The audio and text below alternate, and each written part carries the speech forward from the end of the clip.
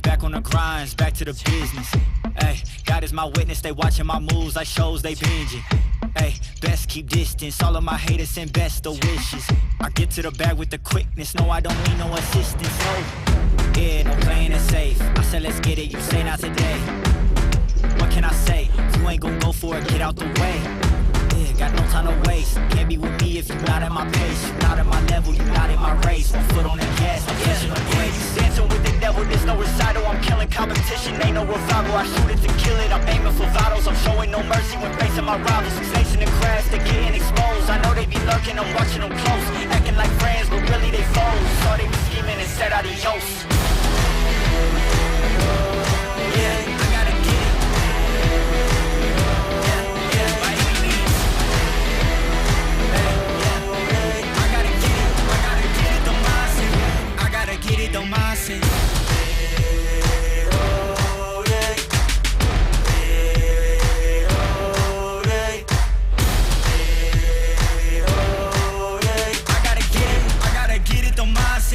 I gotta get it, the mindset.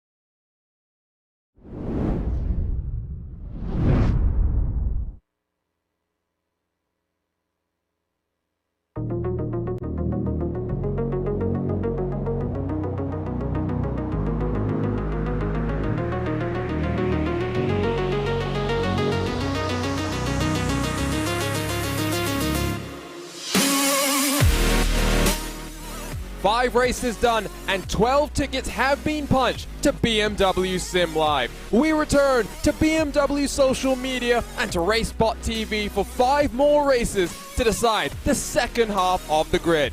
My name is Arjuna Kankipati, delighted to be joined by Lewis McLeod as we change over from the BMW M8 to the BMW M4 GT3, and we start off at Imola.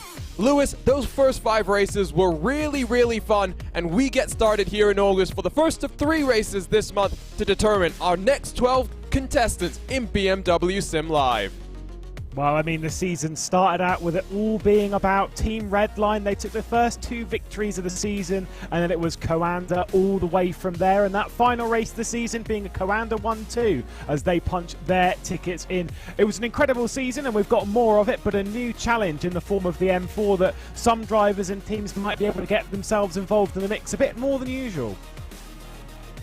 Just a reminder as well, you can follow along with live timing and scoring by heading to racespot.tv/timing2. Follow along with our partners at ATV. OTV cameras provided to us by trackcams22.com and Istvan Ballo.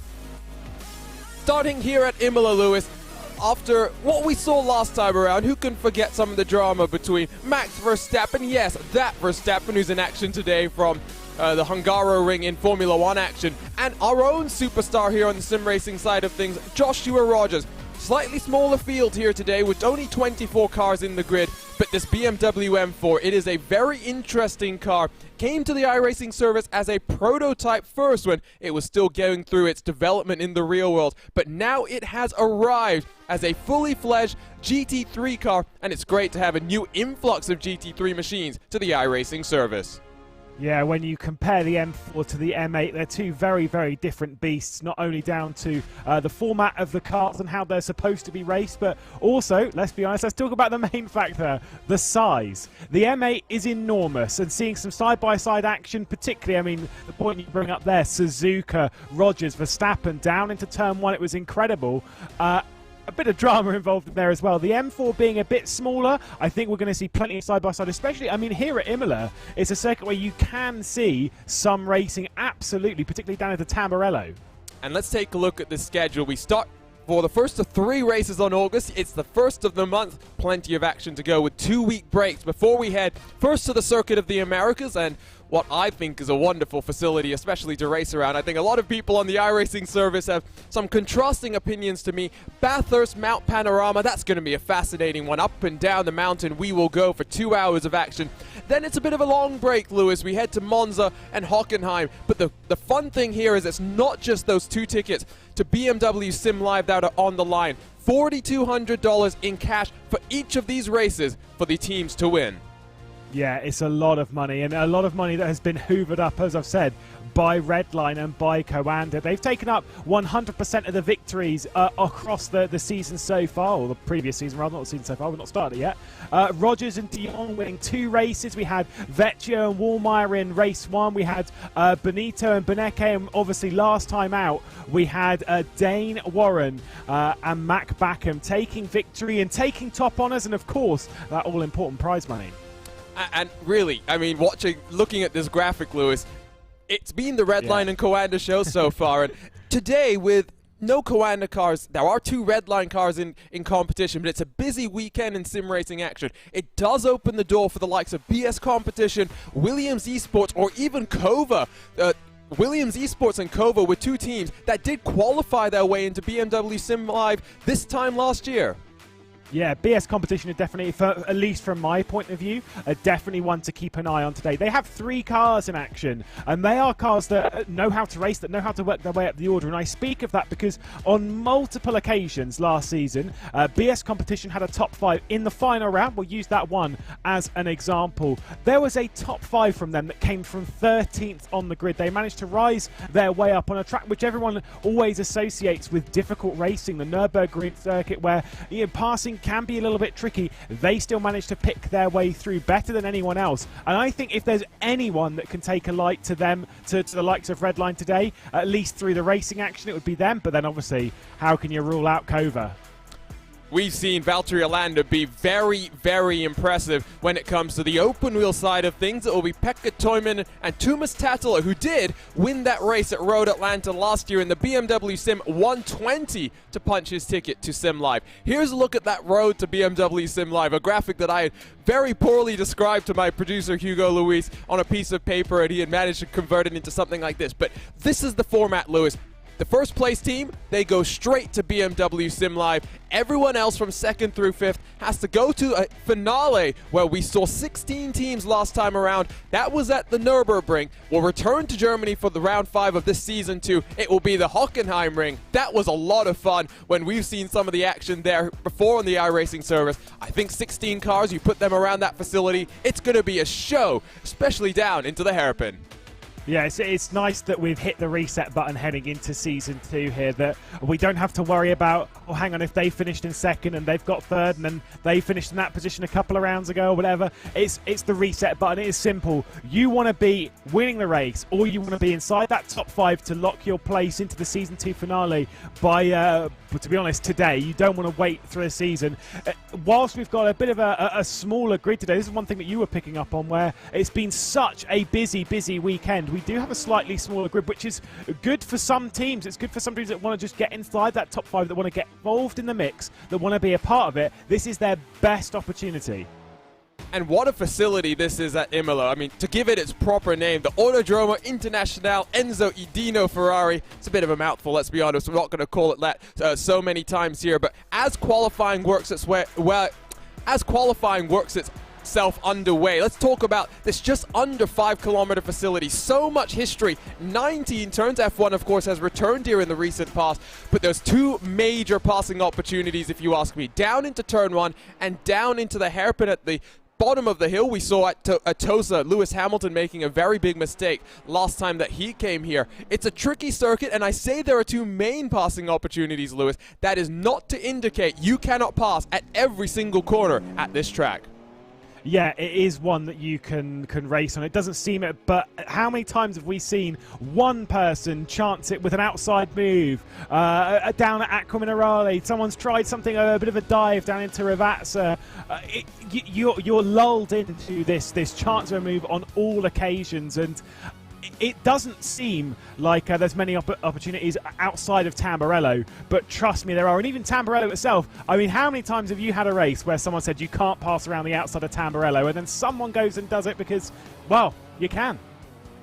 I tell you what, let's jump on board with the 707 for the 2nd of their qualifying lap times and get an on-board look at a lap here at this wonderful facility. Across the start finish line comes Tuomas Tätälä to throw himself in towards turn number 1. Qualifying times coming in thick and fast, and it's already provisional pole for the 707. Deep under the brakes, avoiding those anti-cut curbs, but trying to take as much of the track width as he can. You can see trying to slide his way onto the AstroTurf on the outside of turn number 2, and now down into Variante Villeneuve. Another chicane where you need to really set yourself up on the left-hand side, because coming through the second part of the corner, you can very easily clip that anti-cut curb and missed your entry point into this hairpin. Tosa up the hill. Lewis Hamilton and Juan Pablo Montoya came to blows and into the grass when they visited back in the early 2000s. But you climb up the hill into what now is a very tricky left-hand corner. Piratella. I've seen passes happen here, but sometimes it's because the car just runs a little bit too wide onto that AstroTurf, onto the grass, and compromises the entry into Acqua Minerale. Set yourself up through the first part of the corner, because getting the run out of this second portion is crucial on the run down into Variante Alta. This is where you will see cars clattering the curbs time after time. 2 hours of action. Look at how much of the inside curb the 707 uses, and using all of the runoff on the outside as well. That was a very good run through the corner for Tuomas Tätälä, and now down the hill. Just a couple of corners to go. Ravazza, it's a downhill braking zone, but with this M4 GT3 so stable, anti-lock brakes to help you as well. Not too much of a challenge for the 707. Now through the final corner, once more using all of the track on offer. What's the time to beat? It's a 1:42.067 from Williams Esports Chill Blast and Lasse back. What's it going to be? It's a 41.995. It's pole for the 707. Yeah, nice lap. I thought he maybe took a bit too much curb into Variante Alta there. Obviously, we were expecting him to take an awful lot, but Neely was launched off of it at a high rate. So Kova taking full advantage here. Team Redline, they've got 2 cars on the grid, being red and blue. They're currently qualified in 3rd and 7th spot. Enzo Benito qualifying the red car, and Jeff Giassi qualifying the Team Redline blue car, 7th place, and that session is done. Enzo Benito, as we can see, is still on the track, as is Simeon Lynch in the Valkyrie Esports, who they've had a bit of experience in the BMW M4, and they're doing quite well up in 5th.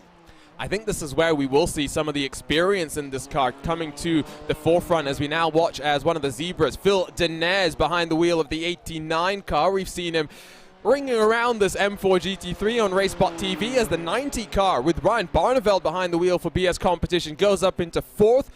For Denez, it's a 42.076. He's not that far off the pole. That will be good enough, I think, for 3rd position. And Denez does indeed punch his ticket to row number 2. Some big names missing from this field. Of course, no Coanda in competition today, Lewis. But like we said, it's an opportunity for the rest of these teams to punch a ticket to Sim Live, or at the very least, set themselves up for that season finale at the Hockenheim Ring.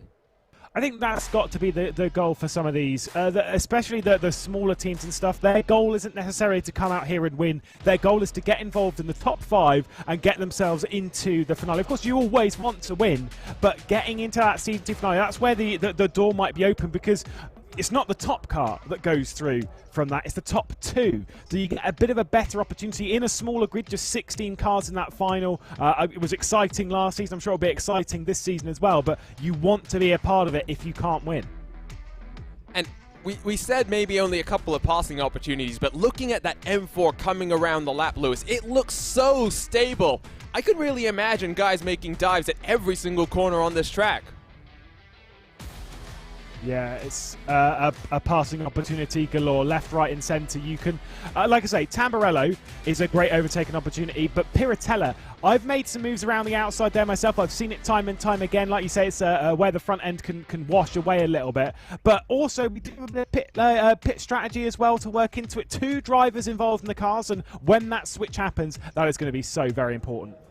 Let's go trackside then at the Emilia-Romagna circuit of Imola to take a look at our starting grid for the first round in Season 2 of the BMW Sim GT. It is the Finnish might of Tuomas Tatila and Kova that puts it on pole position, a 1:41.996, but the top 5 separated by just 1/10 of a second. Lasse Back completes the outside of the front row with the first Zebra, Phil Denez, inside of Simeon Lynch for the Valkyrie Esports number 48. Ryan Barneveld, he'll line up alongside Enzo Benito, who does already have a ticket punched to Munich. So Benito is not fighting for those crucial tickets to Sim Live.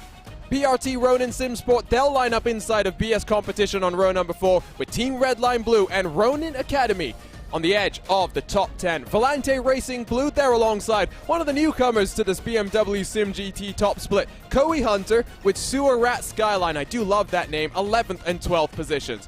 Ross Yote for Volante Racing Red in 13th, with Z Challenge Kalioth Racing Hong Kong in 14th, Team SAS Racing Esports Alpha Esports Junior Team, row number 8. 17th goes to Tanback Radio Fabric, with Devro Racing and Ryan Devro, namesake for that team, 17th and 18th. Matthews Logistics, middle of the pack, edge of the top 20, with MRT Motorsports Blue and Iconic Motorsports, very familiar here on RaceSpotTV with the Iconic Motorsports guys. Their share row number 11, with Koala TY Control Racing Yellow. Some very interesting team names here, I have to say. K624, they're in 24th position. So I will say, I've seen some big splits in my time when it comes to iRating. This grid is up there. It's an interesting one, that's for sure. We've got guys from 9,000 iRating upwards, Lewis, even guys only about 1,000 iRating. So really it's going to be an interesting situation when lap traffic becomes a thing, especially when we talk about pit strategy like you mentioned just a few moments ago. I think the lap traffic is going to be an enormous part here. You think of how fast, over a 2-hour race, how fast the top 5, 6, 7, 8, 9, 10 teams, they are going to be running around Imola here today. It is going to be insanely fast for them, and for some of those that are towards the back, this could be their first broadcasted race, and they could be trying to just kind of survive realistically speaking, and maybe they'll pick up the pieces should any drama happen. Mystic Lewis time, Lewis. I'm going to go with my prediction first. I think Tuomas Tähtälä, Pekka Toivonen, they take victory here. What about you? 89, BS competition, Phil Denez at the moment behind the wheel. I'm feeling that one's going to come out on top. Well, here we go. 24 BMW M4s lined up for this start to start off Season 2 in the BMW SIM GT Cup. The road to BMW Sim Live continues here today. We are underway from Imola. It's a rocket of a launch from Kova, but can Williams Esports defend? Because they are going to be swarmed. Enzo Benito already making moves on our entry down into turn number 1. He makes it 3 wide for a moment, but now safely through the first corner. The front 3 cars have gone. Benito trying to go inside of Valkyrie. Nothing doing there. Safely through is everyone through turn number 1. Yeah, Simeon Lynch was trying to fire something through. You can see the PRT Ronin car, that number 78, that's our racing number. Good, doing some good work, going side by side with BS Competition, potentially pushing him off, and Redline Blue is also involved in the mix as well. It's so tight, and they're going to drop way down the order. I think we've had our first incident. You can see a car pointed in the wrong direction, but up the hill through Tosa, it's still side by side. Jeff Giassi kind of got bullied off the track. He's dropped 5 positions. Redline Blue has a lot of work to do in the early goings of this race. They go through Piratella, single file at the front of your field. The gap out front, Lewis, is already 0.6 of a second. Yeah, Kova just getting a decent launch. Williams, they weren't too bad though. They managed to pick their way through all right, and they weren't fought too hard by BS Competition behind. Phil Denez not trying to make a move on Lasse back at the moment. Knows it's a long race. It's 2 hours of racing around here at Imola, and that'll be all season as well.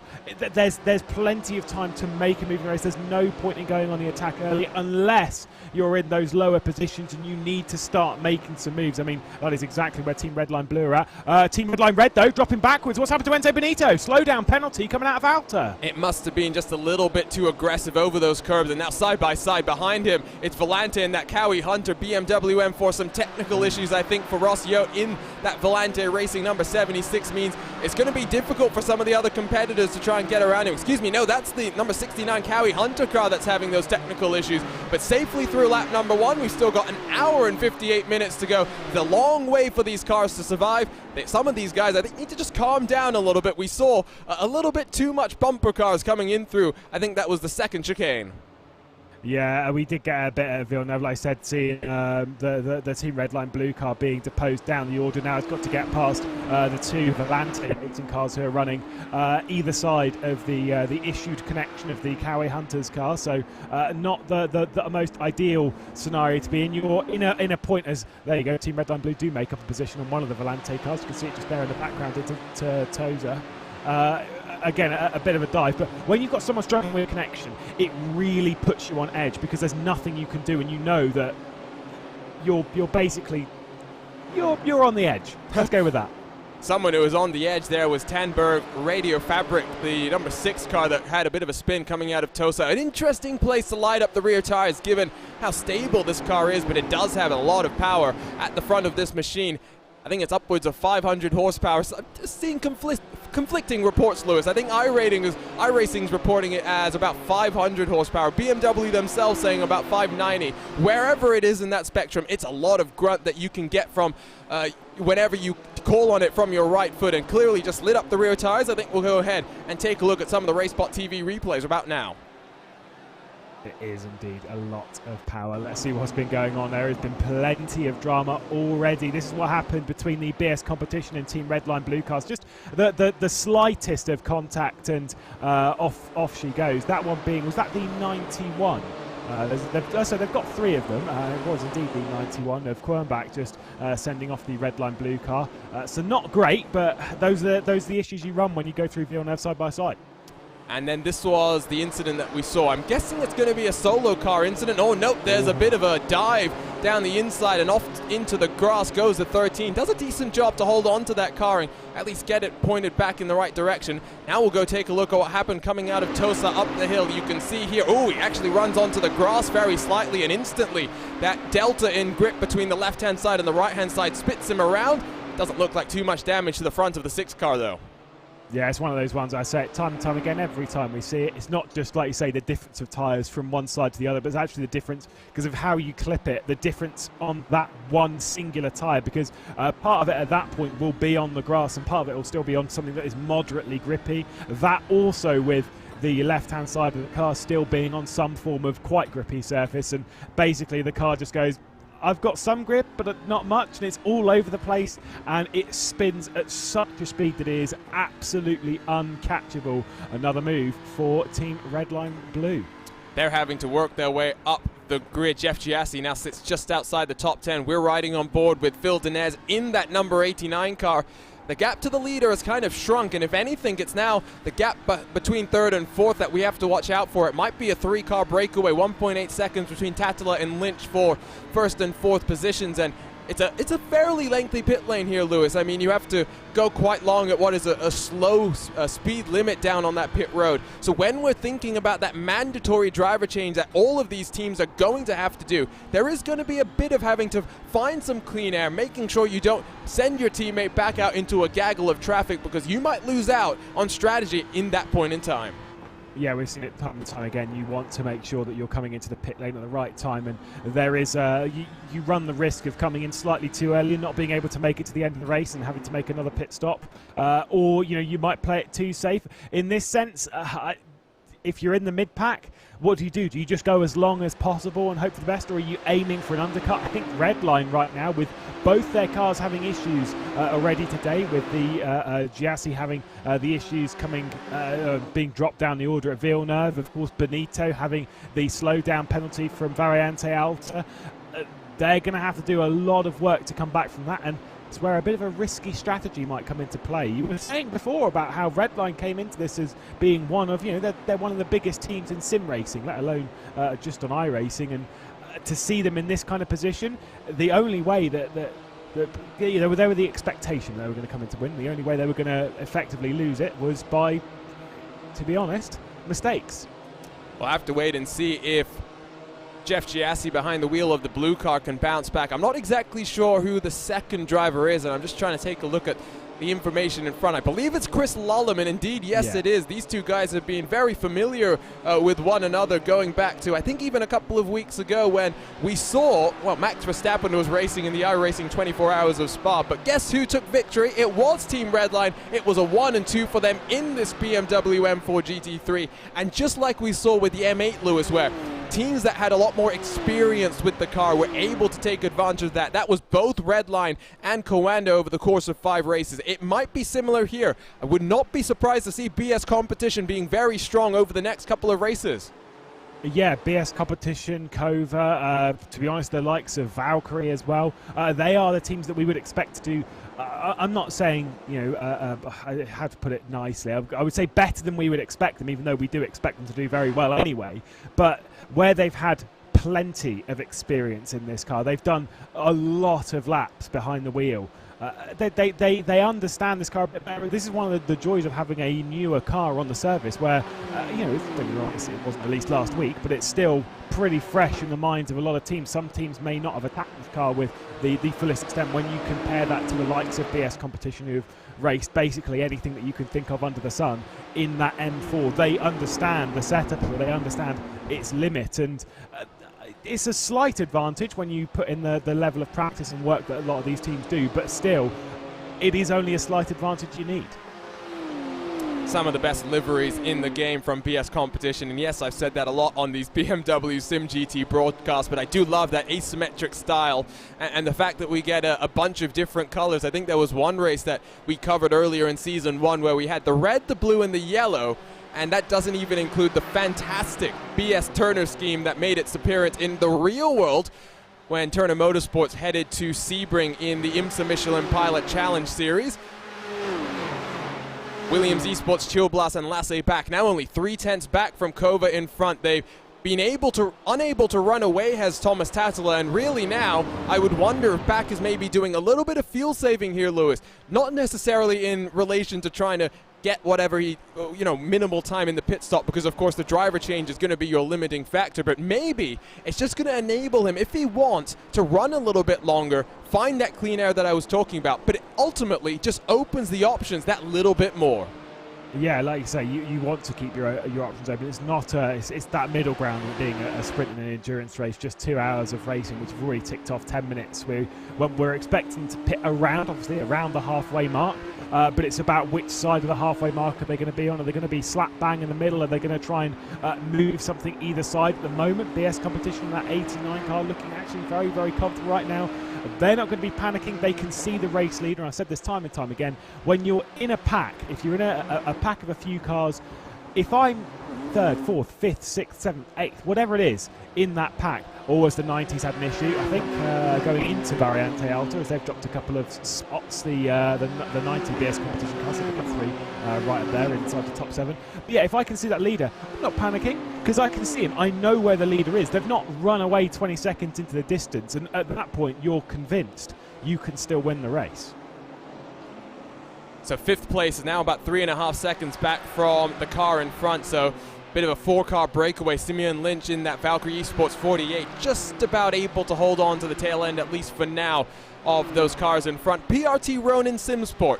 For those who are familiar with sim racing, PRT is a rather famous sim racing team, but what I found out when I did my research yesterday, as you can see on the side of that car, it's not the pure racing team, it's the Peru racing team, because I do believe one of the drivers for Ronin Simsport, Lewis, competed with the Peru racing team in the real world in a TCR competition. So it's great to see this continued, melding of sim racing worlds with real racing worlds. We talked about BS Turner, we've got PRT Ronin as well.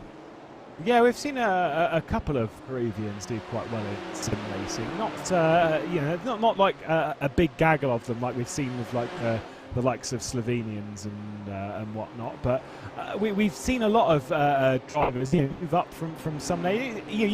It's almost as if when you come from a country where there's not too many drivers on it, or part of a team that has that flag on it in a sense. Even if it's just the name, it's almost like you are racing for that country. Even if you don't have that much support, or whatever. If there's only mum and dad watching, it doesn't really matter. You're still like, it's like, I am racing for this. I'm the only one, or the only one of a few. It gives you a little bit of a boost, to be perfectly honest. Also, they're driving in the 78, which is categorically the best number in sim racing. Definitely the best number. I've got some diecast next to me that prove that point. Meanwhile, watching for the charge from Team Redline Blue, they're trying to close up onto the back of Volante Racing into the top 10, but I do think for Giassi and Lalum, it's now going to be an opportunity missed. Not necessarily any fault of their own, Lewis, but they're going to have to bounce back through the month of August. A couple more opportunities for them to qualify. An opportunity to pass for the race lead. Can Lasse back get to the inside? Tattler gives him a bit of a hip check around the outside. Phil Dennis takes 2nd position away from Williams Esports Chill Blast. That's what happens if you're going to go for a move and it's not completed. Someone will pounce in the background, and now Valkyrie, who was struggling to keep on top of this mix, they are right there. They make a little bit of contact on the rear end of the Williams Esports Chill Blast car, which just pulls them off the top 2. But yeah, they were looking for a lifeline, was Valkyrie, and they just got it there. It was a failed attempt from Lasse back, and well, I mean, let's be real here. When you get Phil Denez behind you, we know the talent of Phil Denez. He's obviously a real-world talent, but in iRacing, he's got 9.2k, near enough. iRating, he's a very, very strong driver. Now in 2nd spot, I'm pretty sure he will want to make a move on Kova ASAP. Don't know about you, Lewis, but now I've got that Eminem song stuck in my head. Round the outside, round the outside. It's an interesting place to try and get that pass done, but that's what opportunistic drivers do. That's where that real world, I think, ability comes in. It's not just about how you drive the car quickly. It's about that racecraft, knowing when is your time to try and make something happen. And Denez, fully opportunistic there, and now hunts down the Finnish driver in front. Well, the thing with an outside move, particularly at Tamburello, is you very rarely get the opportunity to dive to the inside because it's such an easy one to cover off. You think of it this way, as we run off Ravazza and then down towards the start finish, look at how much space there is. It's such a long run, and where the track jinks from one way to the other and then back again, through these slight kinks running through, it's really, really easy to just basically leave your car over on the left-hand side and basically force them to go around the outside, which means that in practice, if you're ever going to try and make a move at Tamburello, you must practice doing it around the outside, because if in an actual racing scenario, it's the only opportunity that you're ever realistically going to get. In towards that second Villeneuve chicane they go. The gap now back to the PRT SimSport car is still about 3 seconds. Gabriel Erdelay is doing what he can to try and bring the BS competition 91 and the 90 with him. A gap back to 8th position, and Dominic Kukowoski is about 3.5 seconds, give or take, and he's being harangued and harassed by Enzo Benito in the second of those red line cars. Benito's just here for a little bit of fun, I'm sure, as his teammate is Lewis. Shane van Gisbergen, we were talking about what time it must be for the Aussie driver, and we're suspecting it's about midnight, give or take. After this race, I'm sure he'll be ready to go to sleep. Yeah, it's got to be in that vein. I was saying to you prior to this that a commentator on Shane runs the series with the likes of Nick Foster and whatever, called the Apex Hunters United Endurance Series, and a few teams like Logitech Gialtas Esports and that lot take part in that series. So yeah, there's a few names that would be recognised, of course. That being Shane van Gisbergen, and part of the series, with it being a more Australian AusNZ based series, it happens quite early in the morning for us, rightfully so. But there's a rule in the series that each race must end by a given time, which is midnight local time, which is 1 o'clock in the afternoon here in the UK. And bearing in mind that it is currently approaching 3 o'clock in the afternoon, if that's the rule in that series, you've got to take a good guess that, like you say, it's got to be night approaching, maybe 1 o'clock in the morning, depending on where he is. I don't actually know where Van Gisbergen lies at the moment, but it's early regardless, or very, very late. And he's been having a blockbuster season in 2021. I must say it's a bit disappointing in some ways that the wonderful Scott McLaughlin, who also competes on the sim from time to time with the Apex Racing team, is now stateside, of course, competing in the NTT IndyCar series, because who knows what the fight might have been like between Van Gisbergen and McLaughlin in this 2021 V8 Supercars Championship. I'm not sure if Van Gisbergen has ever driven a BMW GT3 car in anger, Lewis. Of course, he's raced in a lot of GT3 competitions around the globe. The only thing that I can remember, and just taking a look at his Wikipedia page, he does have some experience, and not this M4 GT3 car, but in the Bathurst 6 Hours earlier this year. He did win in class in that BMW M4 GT4 car. So I'm not sure exactly how close this GT3 and the GT4 counterparts might be, but at least he's got some heritage when it comes to the wonderful BMW M cars.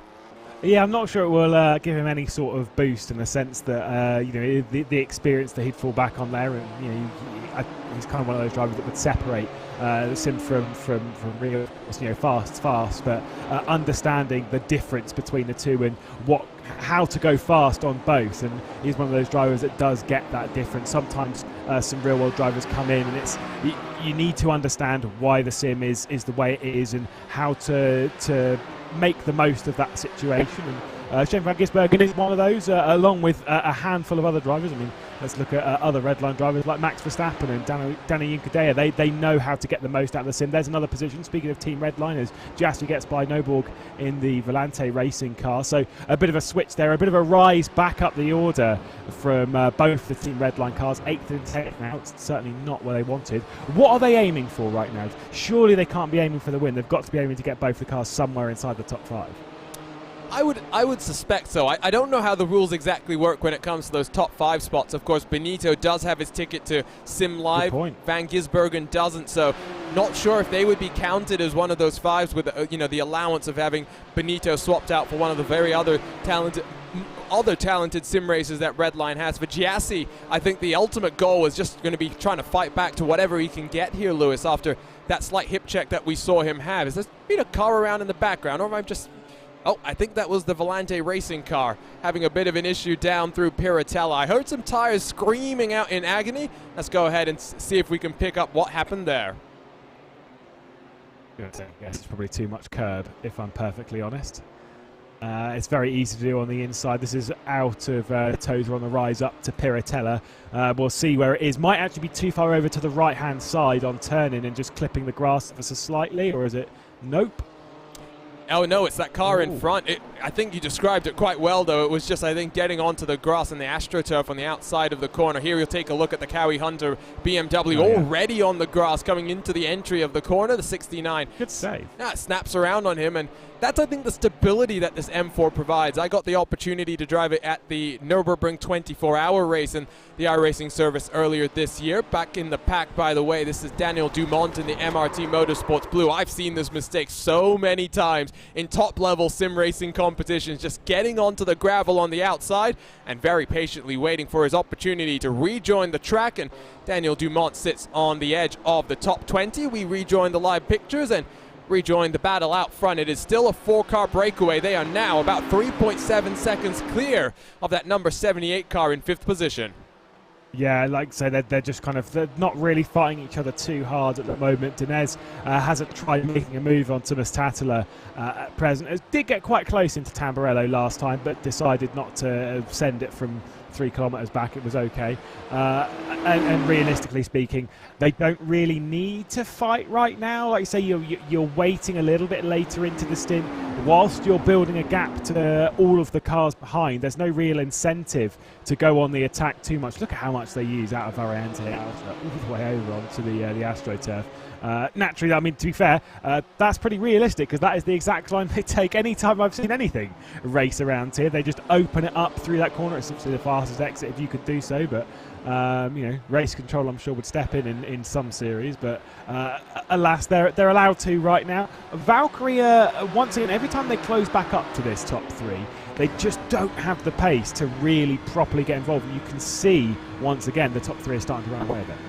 They're a couple of kilometers an hour down in a straight line. I just wonder if maybe they're running a bit more wing as we throw ourselves in towards that first chicane. Maybe just a bit better and a bit more stable through the remaining part of the track, but obviously compromises them on that long run out of the final corner down in towards turn number 1. Open setup series, so can always have those different setup approaches and philosophies from the teams. Of course, you also need to remember, Lewis, that you're not... there we go, Simeon Lynch just getting a bit wide and onto the gravel. That won't help him in closing that gap. Now almost a full second between him and the car in front. But you also have to remember, you're not just building a setup for yourself. You need a setup that's comfortable for your teammate to drive and drive quickly. So there's sometimes a bit of compromise, some give and take between the two drivers, just trying to build the best possible setup.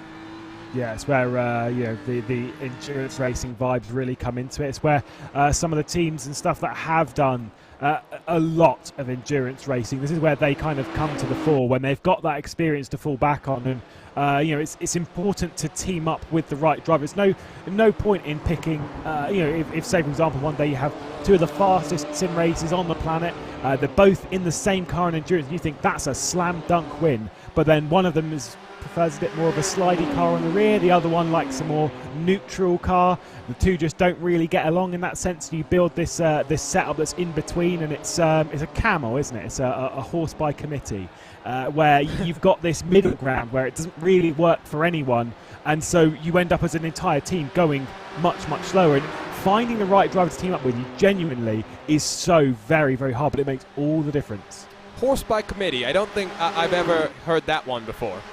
No, I think I'm going to have to steal it. A Lewisism that, Dinez getting a bit wiggly under the brakes. That stability that I've been harping on about the M4, clearly just ringing and throwing that car around and just trying to get the most he can out of it. We must say as well, when it comes to setups, Lewis, the one thing that was announced yesterday on the wonderful iRacing Charlotte 4-hour stream that was done in aid of the National MS Society here, inside looks into future development stuff from the iRacing team, and the word coming out is that rain, it's not just coming, it will be testable internally by the iRacing team by the end of the year.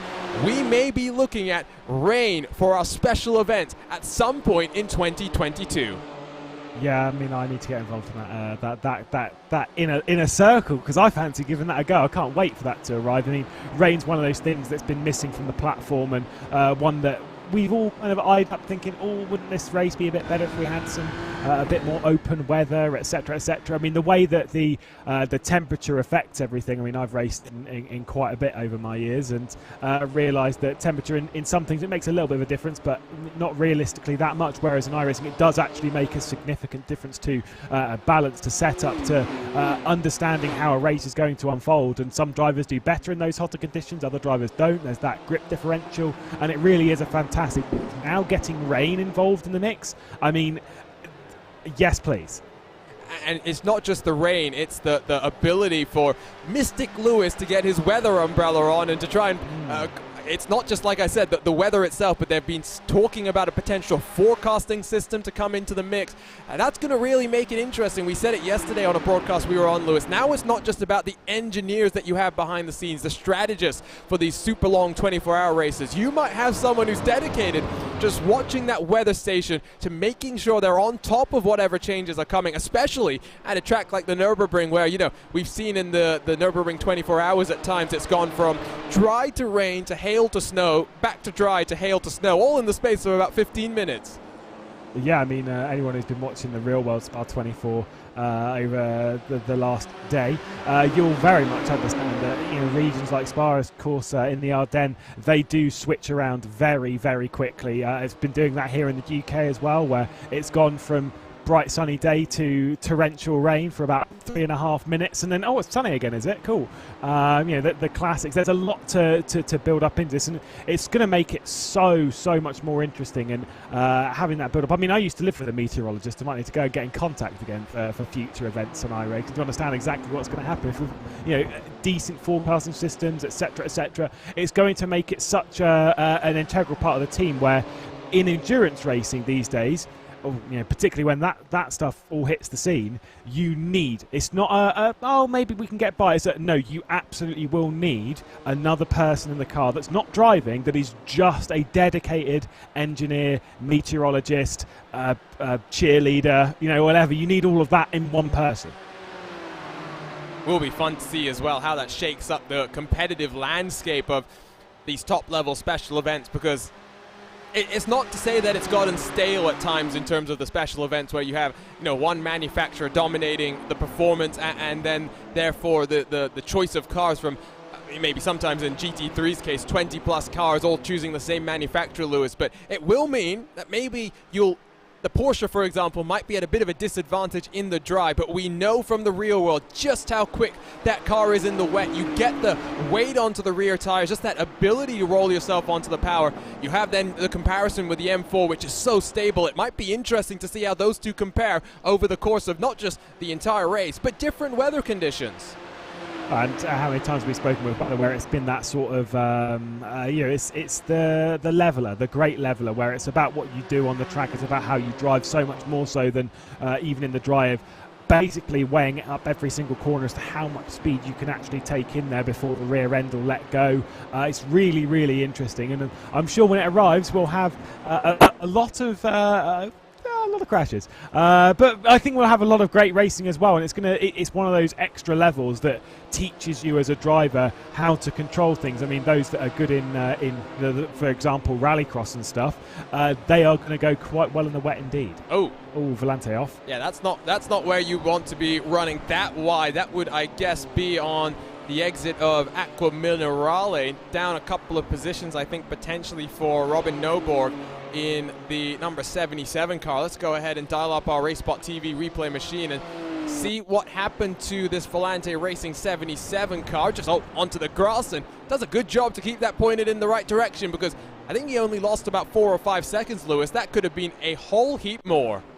Yeah, that could have been disastrous, to be perfectly honest. It's so easy to do. You see this a bit too much speed, just bottomed out on that curb ever so slightly. You're constantly touching it, but you have to tap it in the right way for it to not straight line, and the moment that the right wheels weren't in contact with the race surface, and it just goes in a straight line. By the way, I was watching this running into Tamburello, and Phil Denez was so close to Thomas Tassler. I mean, to the point where he was lifting, going through the kinks before hitting Tamburello. So what I'm saying from that is there is absolutely no intent on attacking the Kova car right now. It's about sitting behind. It's about saving fuel right now. This could work out very, very well for BS. It's great to see as well. Phil Dinesh sharing that car with Nathan Lewis, by the way, in the 89. BS Competition continues to sign some very interesting sim racing talent. A recent addition from Japan, Ritomo Miyata, who I hope I haven't completely butchered that name because I'm just going off my memory from last night when I was scrolling through social media. Hopefully we get some of the Japanese fans watching these BMW SIM GT Cup events, but it really is an international team. You've got the likes of Dinez in the US, Quirnbach, I'm sure, is based in Europe. Now you've got the Japanese-based driver, Mohamed Ibrahim as well, Lewis. You've seen him across of multiple simulators. He's a very quick part of this BS Competition outfit. Yeah, they're, like you say, this is the whole joy of sim racing and stuff, where we can have people jump in from basically anywhere on the planet as long as they've got a decent internet connection, and get involved in the racing and be a part of it, and being a part of a team of like-minded individuals where you find those all across the planet. We're all crazy about racing, and this is the perfect blend of it right now. And oh, that's a little bit wide there from Tattler departing Tamburello. That's not so great. Again, a little bit of pressure. The more you do that, I'm not necessarily concerned about the 1Xs as once again wide at Villeneuve. I'm more worried about slowdowns, to be perfectly honest. You do make a good point though, but not just with the slowdowns, with the incident limit. We haven't really mentioned it as a 25x incident count, which means if you rack up 25 incidents, whether it be from running wide and getting those 1Xs, 4X contacts potentially as well, you'll get disqualified. And I think we saw that in Season 1, coming to the line a few times, a couple of cars just dropping down the order as they came onto the final lap. So you do need to be careful, because it is something that is very possible to hit, and you can see in front of the leading race, 4 leading cars, there is some lap traffic that's going to be a factor. The charge up the field continues, by the way, for Jeff Giassi, but the pace is just not there at this point in time. He was 0.6 a lap slower than the race leaders last time around, and he's now 18 seconds adrift from those top 4. Yeah, a bit of damage as well on the splitter on that car, which I'm sure we'll see from quite a lot. You can see it there, particularly on the right side, I believe, where it's just from taking the curb so aggressively. They're so tight over them, and it does just bend it in a little bit. It's not too bad though, but I'm sure it'll cost a little bit of time. I think it was Vecchio, wasn't it, at Suzuka, who was saying that the gamble would be how many incident points he was left with by Max Verstappen after that stint. I think he had like 3 or so. Just ran wide at Spoon. That's it. Race over.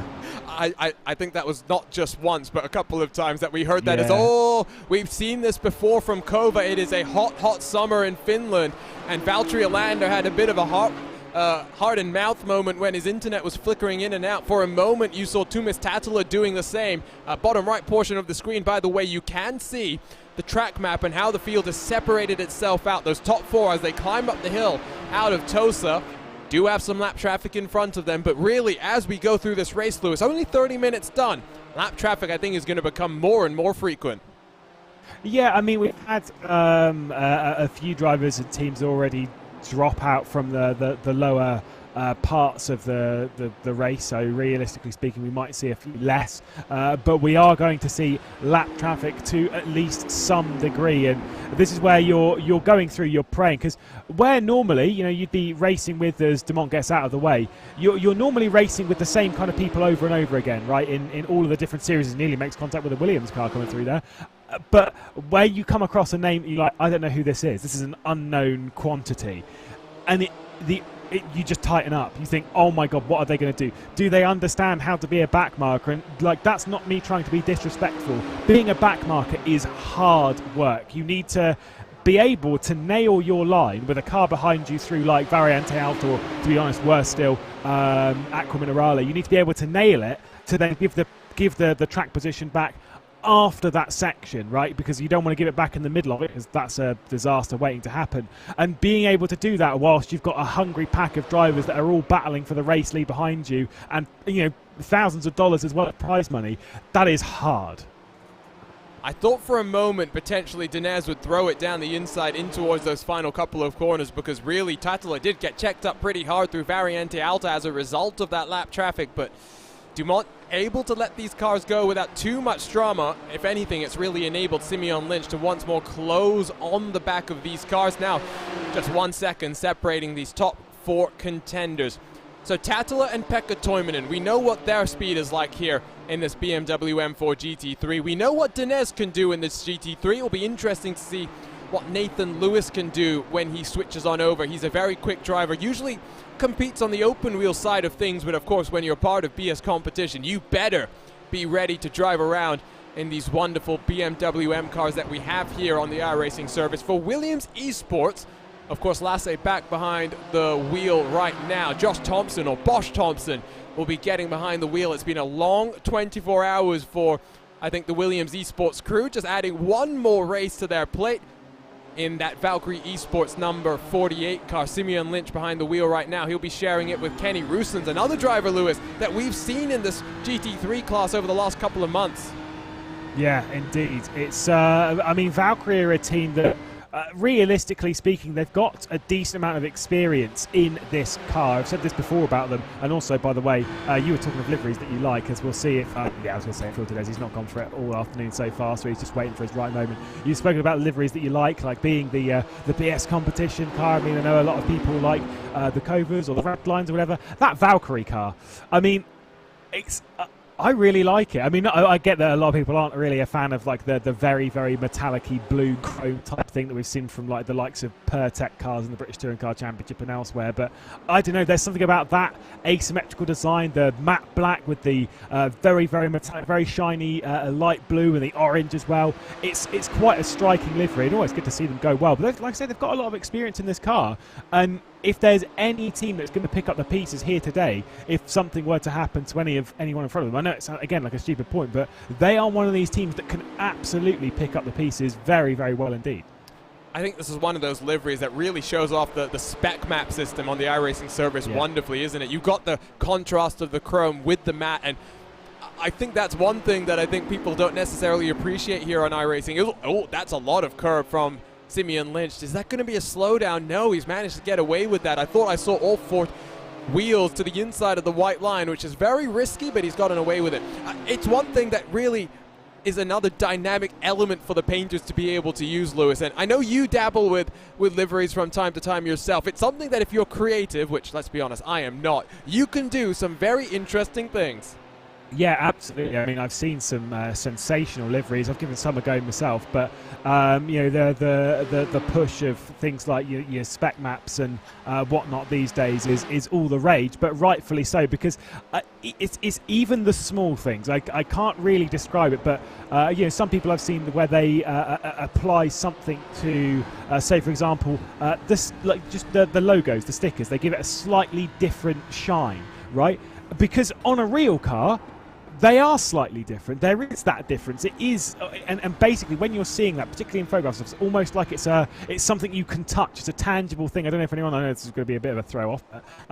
Bear with me. If you've ever seen, you know, more recent animations like the Lego Movie and things like that, where they leave like imperfections and stuff, like fingerprints and that little seam and stuff that you can see on all these pieces that are put together, you kind of think that is a tangible thing. That's not perfection. It's that imperfection that makes it seem more gritty, more real, more based in reality. It's perfect imperfection. I know what you mean, for sure. I didn't necessarily think when I woke up this morning that we'd be talking about the Lego Movie here in the BMW SIM GT Cup, as there's more lap traffic. Oh, that's a big stack up. Denez gets collected. Denez loses second position. It's carnage. It's chaos once more. And, well, that might be hopes done for the zebra of qualifying here today. Yeah, I think Denez did throw it in quite hard, of course, what lap traffic had to do. So let's take a look at that once again. That was highly dramatic indeed. A real shame for Denez. You can see the lap traffic here basically just sat in the way. This is what I was talking about with confidence and stuff. Just takes in way too much speed, more focused on the mirrors, and basically was trying to get out of the way. And Denez was trying for that gap. I don't know how you view that one, but I mean, I do genuinely, and I get why Denez would be exceptionally frustrated right there, but I do kind of feel for the pack marker. Just, you've got this hungry pack, you're maybe not that experienced from it, and you're thinking, well, how do I get out of the way? I need to get out of the way, and, well, there's a car there, so yeah, it's a bit rough. It's not what you want to see. That is definitely for sure. We'll Right. super slow-mo it one more time. I don't really know what else Dinez can do, to be completely honest, Lewis, because you are so committed in this 4-car train. You need to be nailing every single apex. Tattala does a good job to just check up in time, but really nowhere for Dinez to go other than to be run over by the cars behind him. I mean, this is the thing, is that, like, in that scenario, there is only one person that you can blame, and of course it feels, harsh, but I get it. You've got to blame the backmarker, because there's ways to backmark, and that was not it. Of course, again, the experience differential of the entire grid, and that's kind of what we were expecting. I was expecting it at some point in this race that something like that was going to happen. You need to be a bit more patient in backmarking, but when that's your one opportunity to make an overtake, Phil Dinez was going for it, and like you say, if he didn't go for it, he was probably going to get run over from the Williams car behind. There's no fault on Dinez, at least not in my book. Maybe he was being a bit ambitious there, but that's about it. The lap traffic just getting in the way, it was going to happen at some point, but this is what I was saying about where they've got to deal with that level of pressure. They've got to be able to focus and to drive through it, and basically not be worried too much about what's happening behind them, get out of the way on the straights. And alas, I think that was one of those examples of focusing a little bit too much on the mirrors. So that's a shame then. It's now a 3-car fight, and I think Lasse back wants to fight for the race lead. They go side by side, but deep under the brakes is your race leader. Tattala will hold on. Tattala has a surprisingly clean car, I must say. These cars up front haven't necessarily been clattering the curves. We did see some significant damage to the front end on the red line blue car, but fortunately, at least for the top 3, they managed to keep their cars pretty factory fresh, and that's going to be crucial when they hand it on over to their teammates, Lewis, not just because it saves them time in pit road, but it means that the drivers, when they come out of pit lane, don't have to necessarily be trying to feel out the car, trying to dial in whatever changes that they have to make to their own driving style to get that car back to the optimal performance. Yeah, absolutely. How many times have you had it in an endurance race where your teammate's been like, oh yeah, so I've clipped the wall. Sorry to my teammate as well when I did this at Bathurst. Oh yeah, I've clipped the wall here, the car's doing this, and this. And what that means is that when your teammate takes over the car, they have to go, right, he said it was understeering here, and it was oversteering a little bit through Piratella, and now I have to drive the first lap quite cautiously to find that difference, to think, yes, it's slightly like that, and it's a bit like that. Whereas if you have a completely fresh car, if you have one that you know there's no damage in, even if it's that, oh no, the car's all right, and actually a perfectly fresh car, when you hand it over to your teammate, they can instantly go on the attack with full confidence, and those are the things that really make the difference. I mean, look rearwards from Dinez as he's being chased down by Enzo Benito. That front end on the red line red car does not look like it's in the best of conditions right now, and it'll be interesting if there's potentially even some damage repairs that have to be done by some of these competitors from the amount that they've been clattering themselves over the curb. Dinez still does ride himself in around 7th position, so still the potential for at least one BS competition car to make its way into the finale of this season too, if not a couple more, and I think that will now be the main focus for the Zebras. Yeah, they've got to try and get as many cars into that finale as possible. I've said before, they've had a few top 5s in the series so far. They had a top 5 at the Nürburgring. They had, I believe, a top 5 in the first race of the season at Daytona, as well as in the 4th race of the season.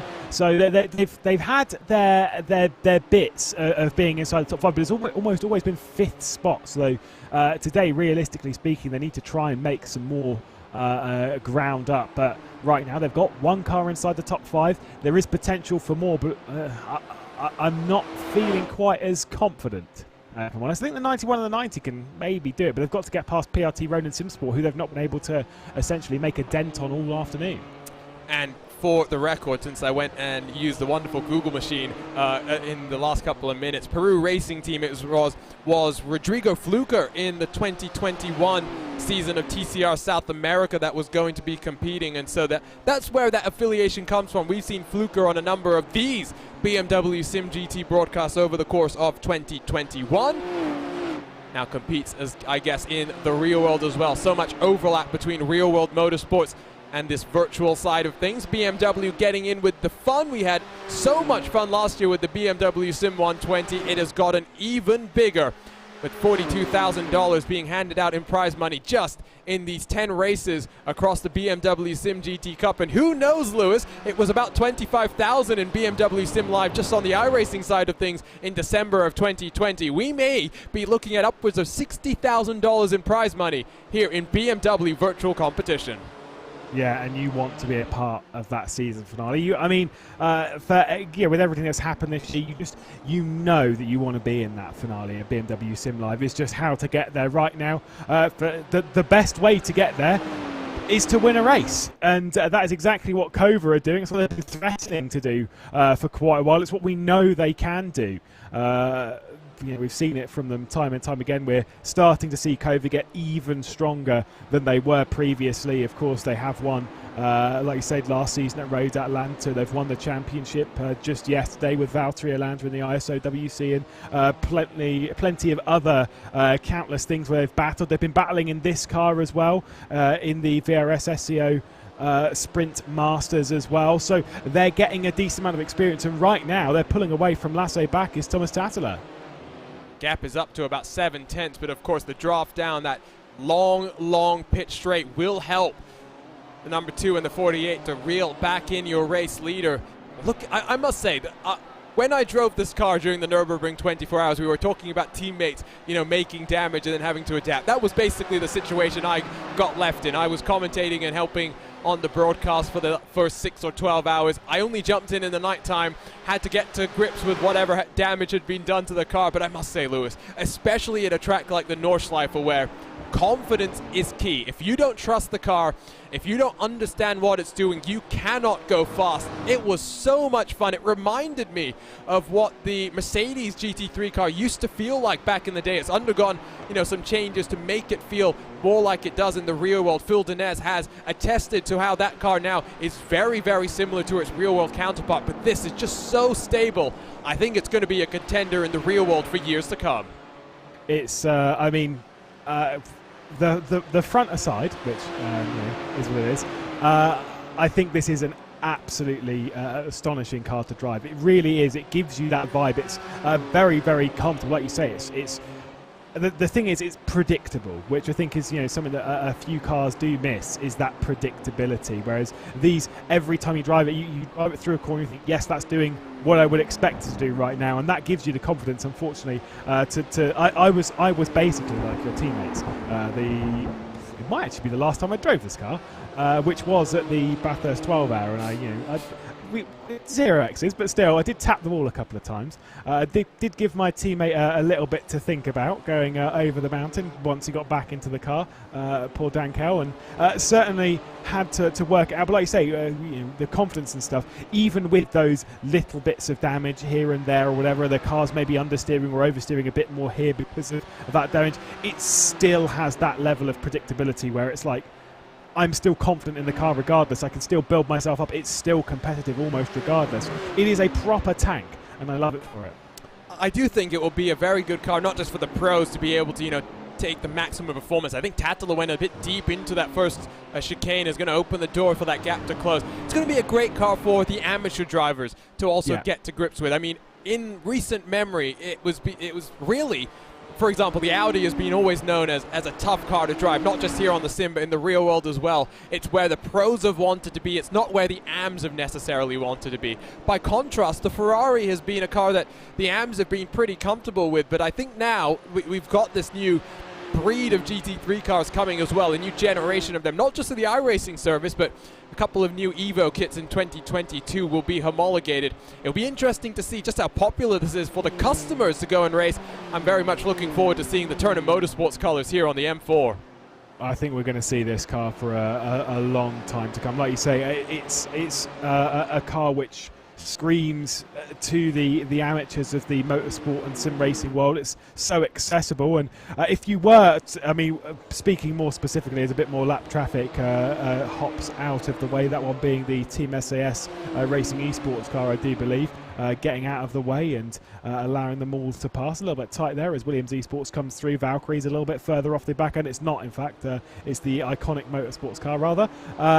With a car like this, if you're in sim racing for the first time, you're trying to get used to a GT3, or you want to move up from whatever touring car or whatever you've been working up through the licenses, etc., etc., if I were to buy any GT3 right now, if I were to recommend a GT3 right now for someone to go and drive because of its driving style and stuff, it would 100% no doubt be this car.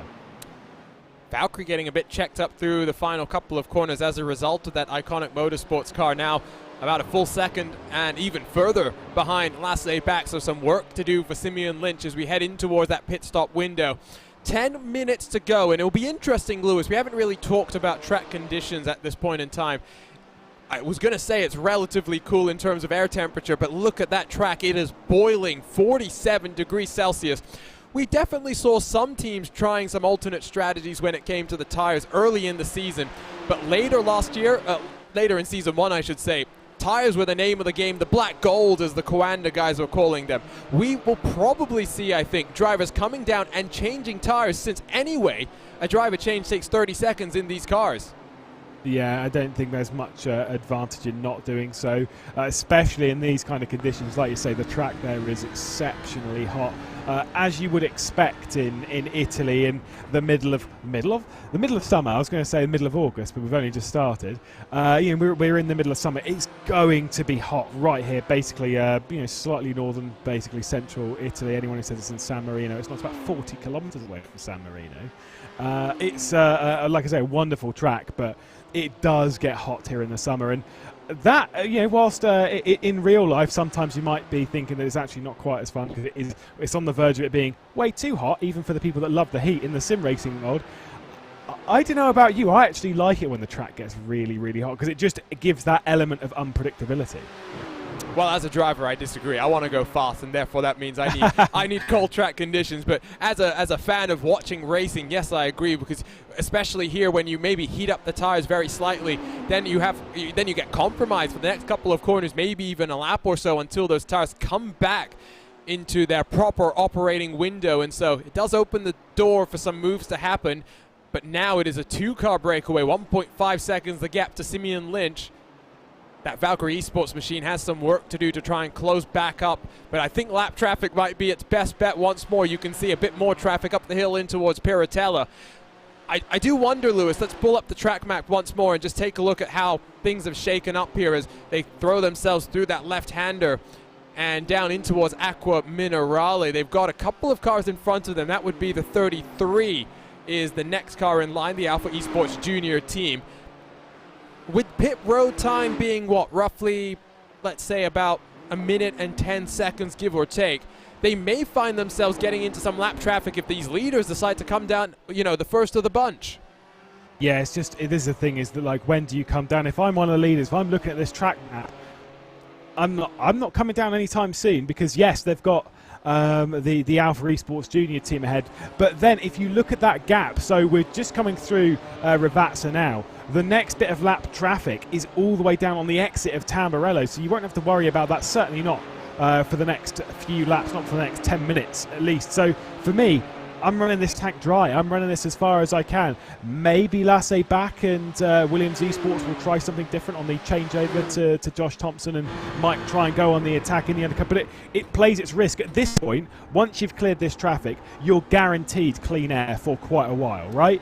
Whereas if you pit, you might come out in clean air, but in all consideration, when you look at that track map, the likelihood is you're coming out with a fair amount of traffic ahead. The bit past this car here is the largest amount of clean air that we have on the circuit right now. Interesting as well to note this, Lewis. It is a bit of damage, yes. Let's go ahead and jump forward as that lap traffic, the Alpha Esports iconic junior team, gets out of the way. No damage on the 707. Yeah, it looks much nicer. I wonder if maybe, I'm not sure how much the Williams Esports picked up a bit of contact, even coming through with Phil Denez when we had that issue with the back marker a good few laps ago. I wonder if maybe there was a little bit of contact. Certainly there might be a touch of damage on the rear end of the Williams. It won't be anything major, but it received a bit of a tap from Valkyrie once Williams had been passed.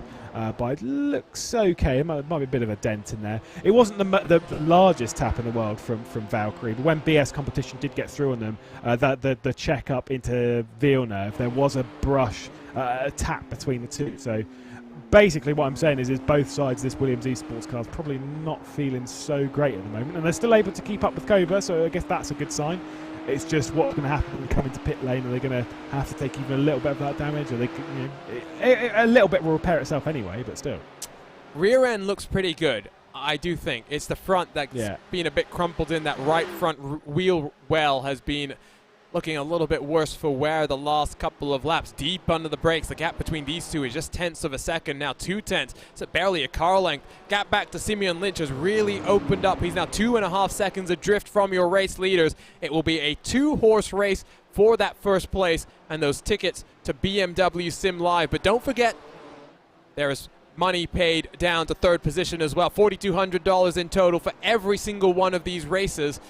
Still watching that battle for the top 5 as well, because Felix Quirnbach is with his teammate Ryan Barneveld trying to close back up to the PRT Ronin SimSport car that has been able to open a gap of about 1.5 seconds to the BS competition cars behind, because of course 2nd through 5th, Lewis, they will get those invites to our season finale from the Hockenheim ring.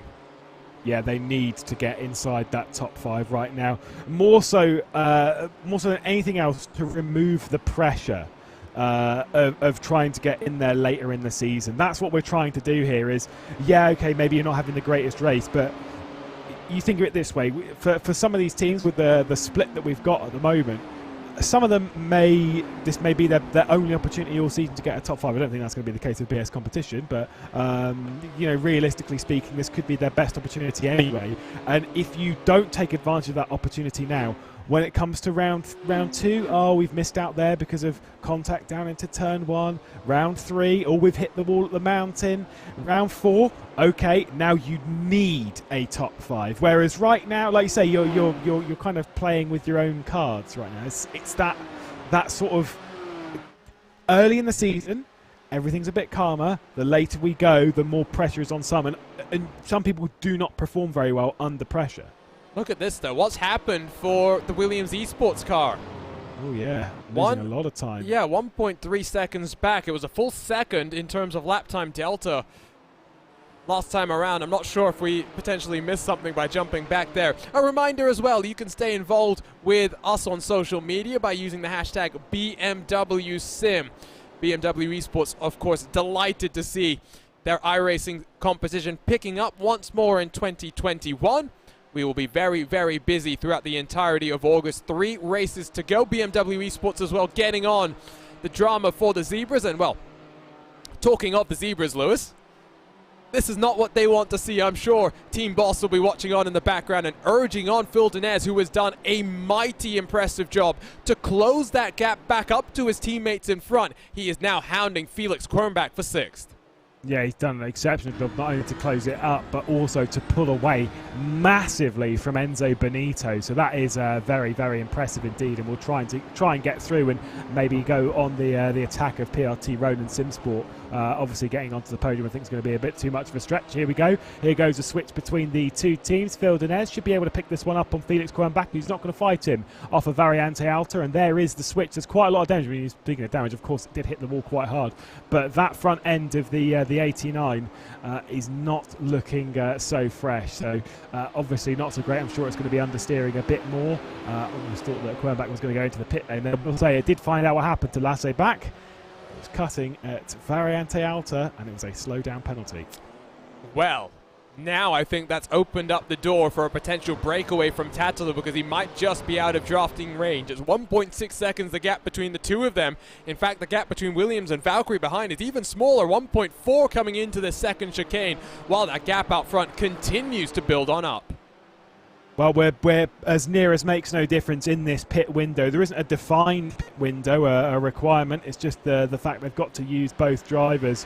And realistically speaking, they could switch now if they can save the fuel to the end of the race. Of course, every lap that you come in early, you have to save that lap of fuel on that tank. Every lap that you can push later. The safer thing is to go as late as possible and then pit and then fuel up and then drive to the end of the race. And that's, again, another stupid point, but it is a point worth making that, depending on where you've been fuel saving in the race, I'd want to have been fuel saving right now.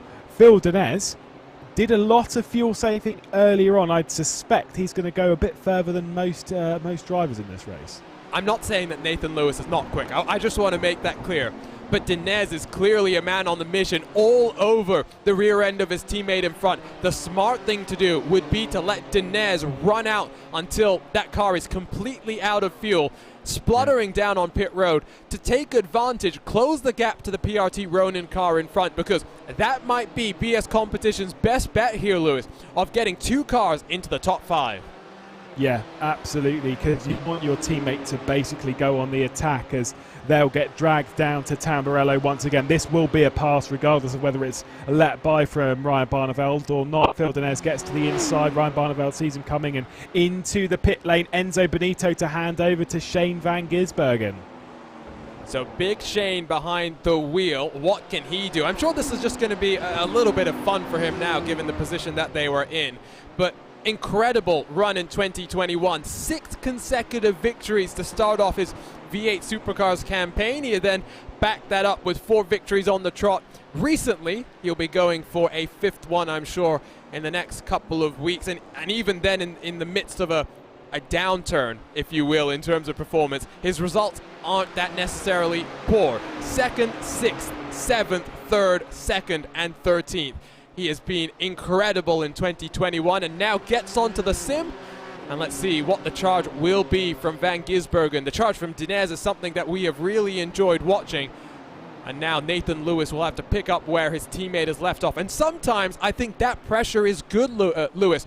You want to know that your teammate had a quick car. You want to then live up to the expectations that your teammate has been putting out there. I think Nathan Lewis will be up for this fight. Yeah, absolutely. I mean, the thing is, it's the fight back that we've seen from Phil Dinez after that incident, the speed that has been able to extract from the car, showing exactly what it's capable of. Like I say, it almost removes the pressure as Kova come into the pit lane. Williams do not, Valkyrie do. So Williams head to the top of the field. Lasso back, they need to make up some of the time. And the BS Competition bunch as well are also coming in with PRT Ronin Simswell behind. We are on pit lap. We've just passed halfway through the race, so the expectation would be for them to pit around now. And yep, everyone is calling to the pit lane except for Williams. Interesting that Dinez kind of goes opposite from what we were suggesting was going to happen and comes into pit road rather than extending the stint. Tattala jumps out, the ever-impressive Pekka Toivonen into that car. Dinez sliding into his pit box just behind him. I must say, not just impressive as a driver, Pekka Toivonen has one of the most fantastic beards I have ever seen. We've seen him be very quick in those VRS SCO Sprint Masters races, Lewis, where he was not even the main driver. He was the backup driver, filling in for Antti Imola. He knows what this M4 can do. He did make a mistake in that competition coming down onto pit road. He doesn't have that concern here today. And also, Kova did win with Pekka Toivonen behind the wheel at the Hockenheim ring when they beat VRS Coanda in an incredible race between Dane Warren, who's already qualified into BMW Sim Live, and Charlie Collins, who's I don't think is yet to drive in the series at present. But it was an incredible battle, and Kova came out on top in one of those races. I think their championship has sort of fallen a little bit by the wayside after a couple of poor rounds, but they did start the season in very, very top form. We'll just say Ryan Barneveld did miss his pit box, had to reverse before any sort of action would happen in the pit sequence. Robert Hager now behind the wheel of the BS Competition Cup, but that was not the pit lane sequence they would have wanted. It was not the pit lane sequence that PRT Ronin Simsport wanted either, because they are neck and neck with Redline Blue out of the top 5. The 91 car has spent some interesting pit lane times here, and we'll try and take a look at those once we get the cycles completed, as there goes Redline Blue, there goes PRT Ronin. Here comes your current race leader, Lasse back. What's interesting here, Lewis, is a number of cars with 54-second stops in the box. Number of other cars, a full minute and 10 seconds stationary. My suspicion is there's some 2-tires strategies going on, some 4-tire strategies going on. Be interesting to see how the pace develops. Yeah, that is very, very interesting indeed. By the way, you just saw with Williams when they came into the pit pit stop and the front end popped back out. It's because they do have a fast repair in this as well, so they do have a limitation on that being just one. So if you have an incident like that, you can come back from it. I did not know that until right now. Me too, until you had said it right there. It was the way it popped back in. I was like, that ain't right. Yeah, they do have a fast repair, which is also very good for Nathan Lewis getting back, because that car was the one I was thinking would have the most damage on the front end, whereas now can really attack. Can Nathan Lewis close the 6-second gap to Kenny Roosens in the Valkyrie Esports number 48? The race off of pit road. We are waiting for Josh Thompson to reappear. Has there been some sort of technical issue? Because Thompson is still on the jacks. Thompson is rolling now. He has taken 4 tires. He is going to drop to potentially 4th or 5th position. Ooh, now this is very, very interesting indeed. Might be well outside the top 5. There goes BS Competition, so it is 5th spot. BS Competition up to 3rd and 4th. Valkyrie into 2nd. A gamble from Williams Esports, whether it was through mistake or intent, we do not know. PRT Ronan Simsport and Team Redline Blue, though, going side by side down at Tamburello, and the switch between them. There is Team Redline Blue ahead. So what was looking so good for PRT Ronan Simsport looks to have fallen apart a little bit. They were inside the top 5 very comfortably. They were in 4th spot prior to the pit window, and now, well, they're down well outside of the top 5, well outside of the invite spots. You can see the times there. The top 4, all 50 seconds, give or take, a side-by-side. That's some lap traffic for one of the BS Competitions cars. That's their new recruit, Ritomo Miata, in the 91 car. Now has Shane Van Gisbergen chasing him down. This is going to be some fun, I think, for Van Gisbergen to go full send mode, hunting those apexes. Williams Esports with that 1 minute 10 second pit stop, give or take. Redline Blue 54, PRT Ronan 1 minute 8.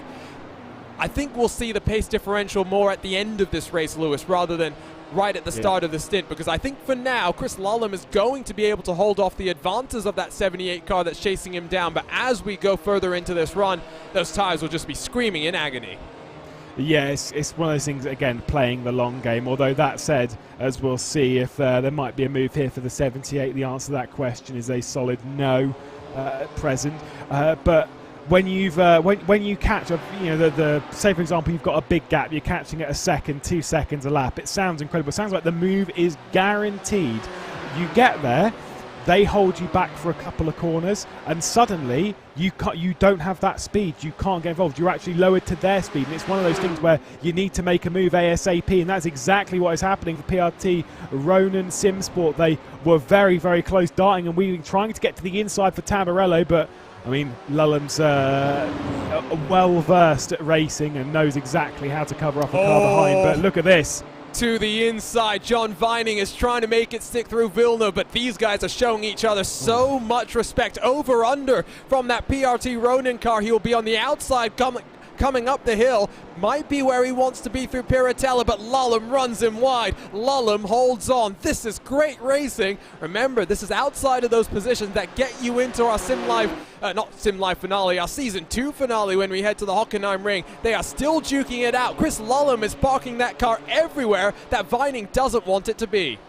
And who's taken the most out of this? It is the number 91 BS Competition car that's closing in rapidly again on fresher tyres. This could be very, very interesting to see who's going to take up that final spot inside the top 5. I genuinely don't know who it's going to be. I suspect it's going to close up an awful lot in the later stages of the race. Of course, 53 minutes of racing still to go over this 2-hour race, and at the moment, you'd say that gap is too big to traverse. It's more so the 15-second or 10-second gap, rather, to the number 90 that we'd be concerned about, because I think the Williams Esports car is going to make a move right here, right now, and get up into 4th spot. They're on fresher tyres. I think PRT has gotten the move done on Chris Lullam, so John Vining able to make it stick, but this is crucial in that charge from Josh Thompson around the outside and cuts off the nose of the BS Competition number 90 car. Makes it look very easy. I think those are just the fresh tires coming into effect that run down the main straightaway with that fast repair now being applied to the Williams Esports car. Here comes Josh Thompson. He's going to be charging to try and close on Nathan Lewis. Yeah, it was just between all of these, with the fresher tyres, you can tell the difference between 2 and 4. It's the drive off of the really important corners like Ravazza, where you've got that incredibly long run down to Tamburello. Wide there though from PRT Ronin SimSport, and that's exactly what you do not want. John Vining under a lot of pressure from the likes of Chris Lullen behind. So again, you need to remove these mistakes. We say it time and time again, I will say it every single time it happens, where you get through on someone and then you suddenly start making mistakes because you don't have that benchmark. You feel the pressure from the car behind. That's exactly what John Vining is going through right now. And it's going to be a 4-car fight potentially for 6th here, because you've got the Ronin Academy car, Philip Bereswell in the 4, just tucked up behind Chris Lullen, and he'll be watching in his rear view mirrors as Ritomo Miata continues to close in that 91 car. Shane Van Gisbergen is trying to set the timing sheets alight, but he's only about on pace at this point in time with the number 91 car, so he will eventually get onto the back of these squabbling cars. Chris Lullen doing a good job now to just try and hold on and use that draft to stick as close as he can to the 78 car in front of them. These guys are about 7 seconds behind the group of cars in front, so they're really not fighting for too much in terms of top 5, I would consider here, Lewis, unless we see the pace from Robert Hager in that number 90 BS competition car really drop off, but I'd be surprised if it's 7 seconds in just 50 minutes time. It sounds like a big gap, but you kind of think, again, think of the consistency and stuff. I'm not so sure it's too much. I'd actually say that it's entirely possible with the tyre differential. The thing is that at the moment, knowing the skill, speed and experience of Chris Lullen, he may well just sit on the back of the PRT Ronin SimSport car and basically just use him to pull him along, although right now he's just sat there thinking, God, can you stop making some mistakes, please? just get on with it, just do what you're doing. But there is a large pace differential between the groups, and like I say, that is expected. I will say that the last lap, so the only one that I'm going to base this on at the moment, a 45.2 from the BS Competition 90. It was a 43.8 from PRT Ronin SimSport. I think that gap will come down. We'll have to wait and see. It's still a long way to go in this season opener, season 2 of the BMW SIM GT Cup. We have traded out the BMW M8 GTE for the brand new M4 GT3. Bruno Spengler, a BS competition driver, who also, of course, is a BMW works driver, helping to put the final touches on this car as it is now going through its homologation process. It's now been updated to that very same spec here on the iRacing service. It got a debut in the Nürburgring Landstrecken series. Unfortunately, a crash during qualifying meant it didn't actually hit the track for its full competition debut. Got some test laps around the 24 hours of Spa as well, where unfortunately not yet homologated, not yet ready for competition. So the old M6 GT3 has been doing the rounds. That race would have just wrapped up about 30 minutes or so ago. I'm sure it was dramatic. Miata down the inside. That's the confidence that fresh tires give you. The 91 car now going to be looking in front. Yeah, that was a proper send if ever I've seen one. That was very, very bold indeed, but needs to do so. Fresher tyres on the BS Competition 91, and needs to get by the Ronin Academy car, then of course Team Redline Blue, then of course the PRT Ronin SimSport car, before you get the attempt to try and close down on teammate BS Competition 98. Like I say, I think what they're actually playing for, and I'm going to be genuinely honest here, I absolutely think they are playing for 5th spot here. They are playing for the final spot in the Season 2 finale right here, right now. I get that they're battling for 6th, but that gap is coming down enough. Yeah, last time around it was a 44.922 from Robert Hager as compared to a 43.8 for the PRT car and a 43.4 for Miata. So you can see the pace is kind of developing in a certain way. I think you might be right, Lewis. They are going to close onto the back of 5th position as the red line runs a bit wide, just trying to get through some lap traffic in front of them. We've seen lap traffic be a factor before. 2 cars get on through. Can Miata do the same? No, he's a little bit too far behind. I will say, I was just doing some research on Miata just now because I thought the name was potentially familiar. He is a real-world competitor racing in Super Formula and Super GT, a 2-time Japanese F4 champion and the 2020 Super Formula Lights champion. So the young 21-year-old, very, very quick in the real world. The interesting note on his Wikipedia page, Lewis, he is also known as a gamer. always bringing a gaming PC to his expedition. Good man.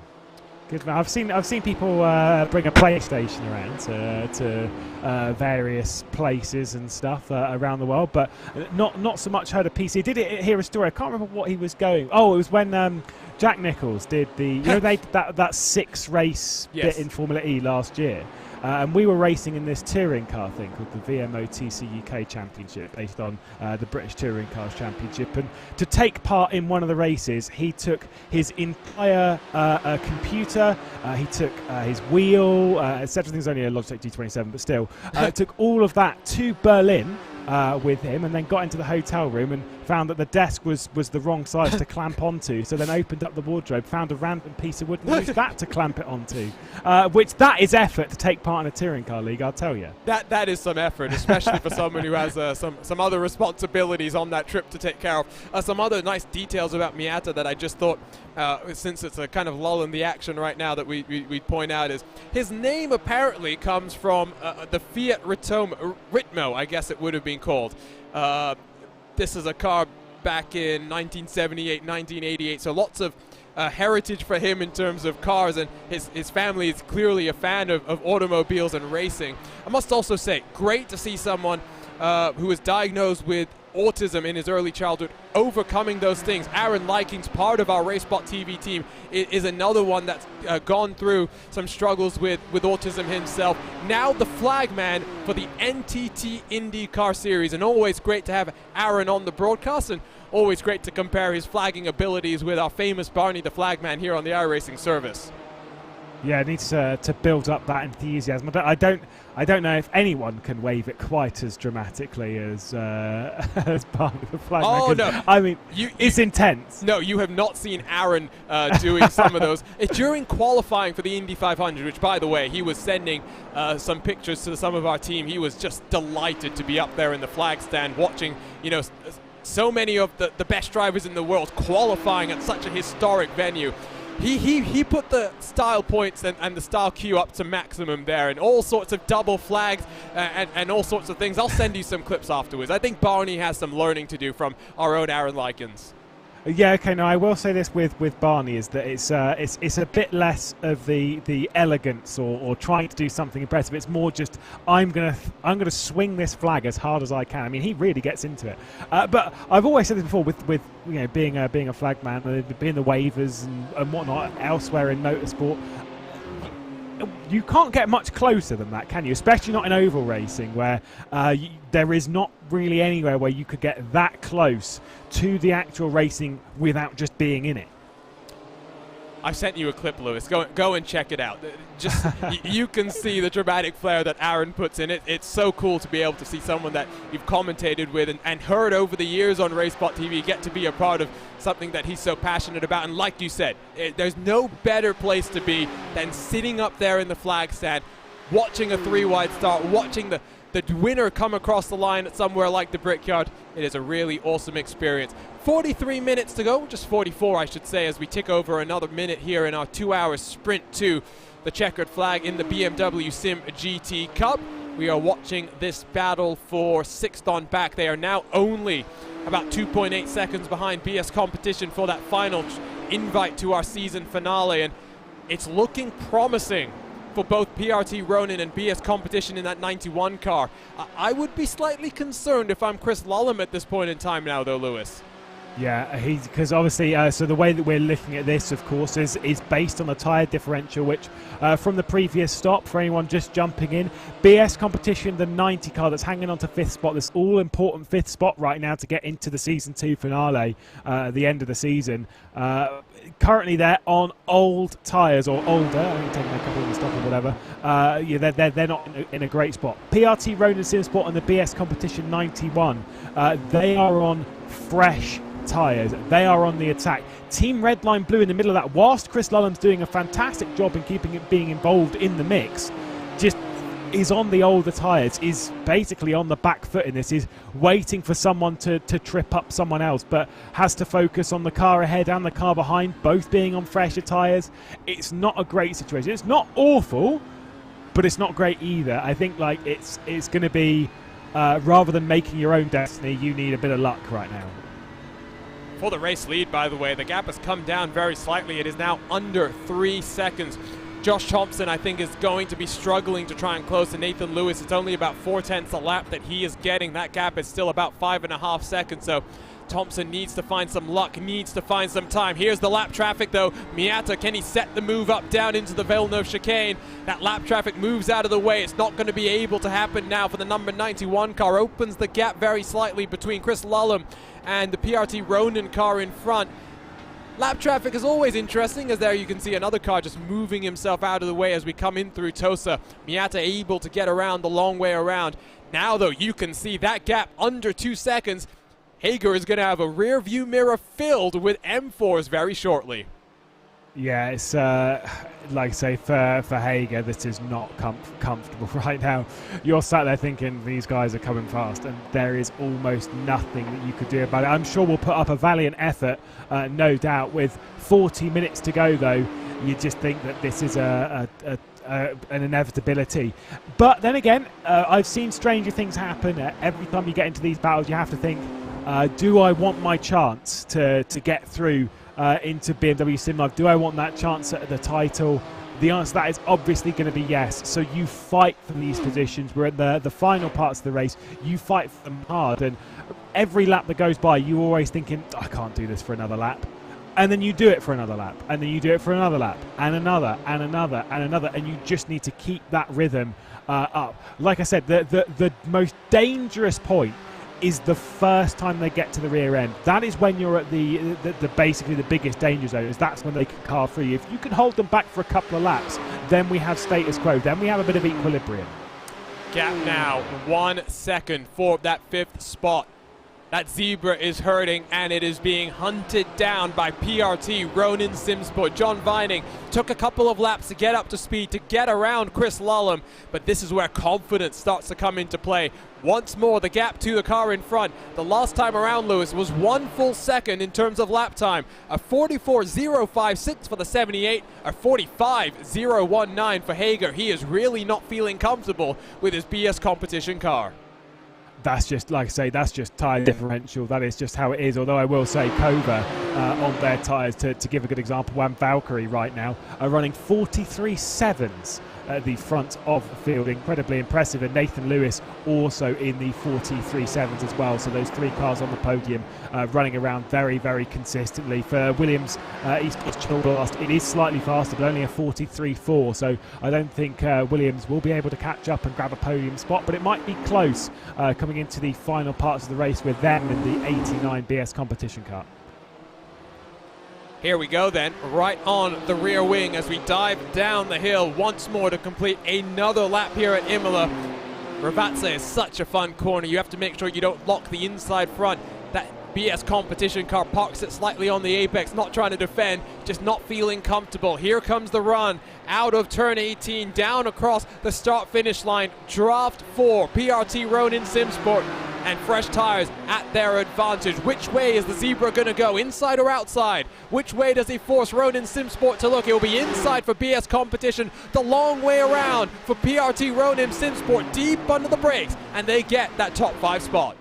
There we go. Drive off Ravazza was just so much better for Ronin, and now it's going to be really important. I know obviously the tyres should be fairly similar between this car we're presently on board with of Chris Lullum and of course the BS competition car that is directly ahead.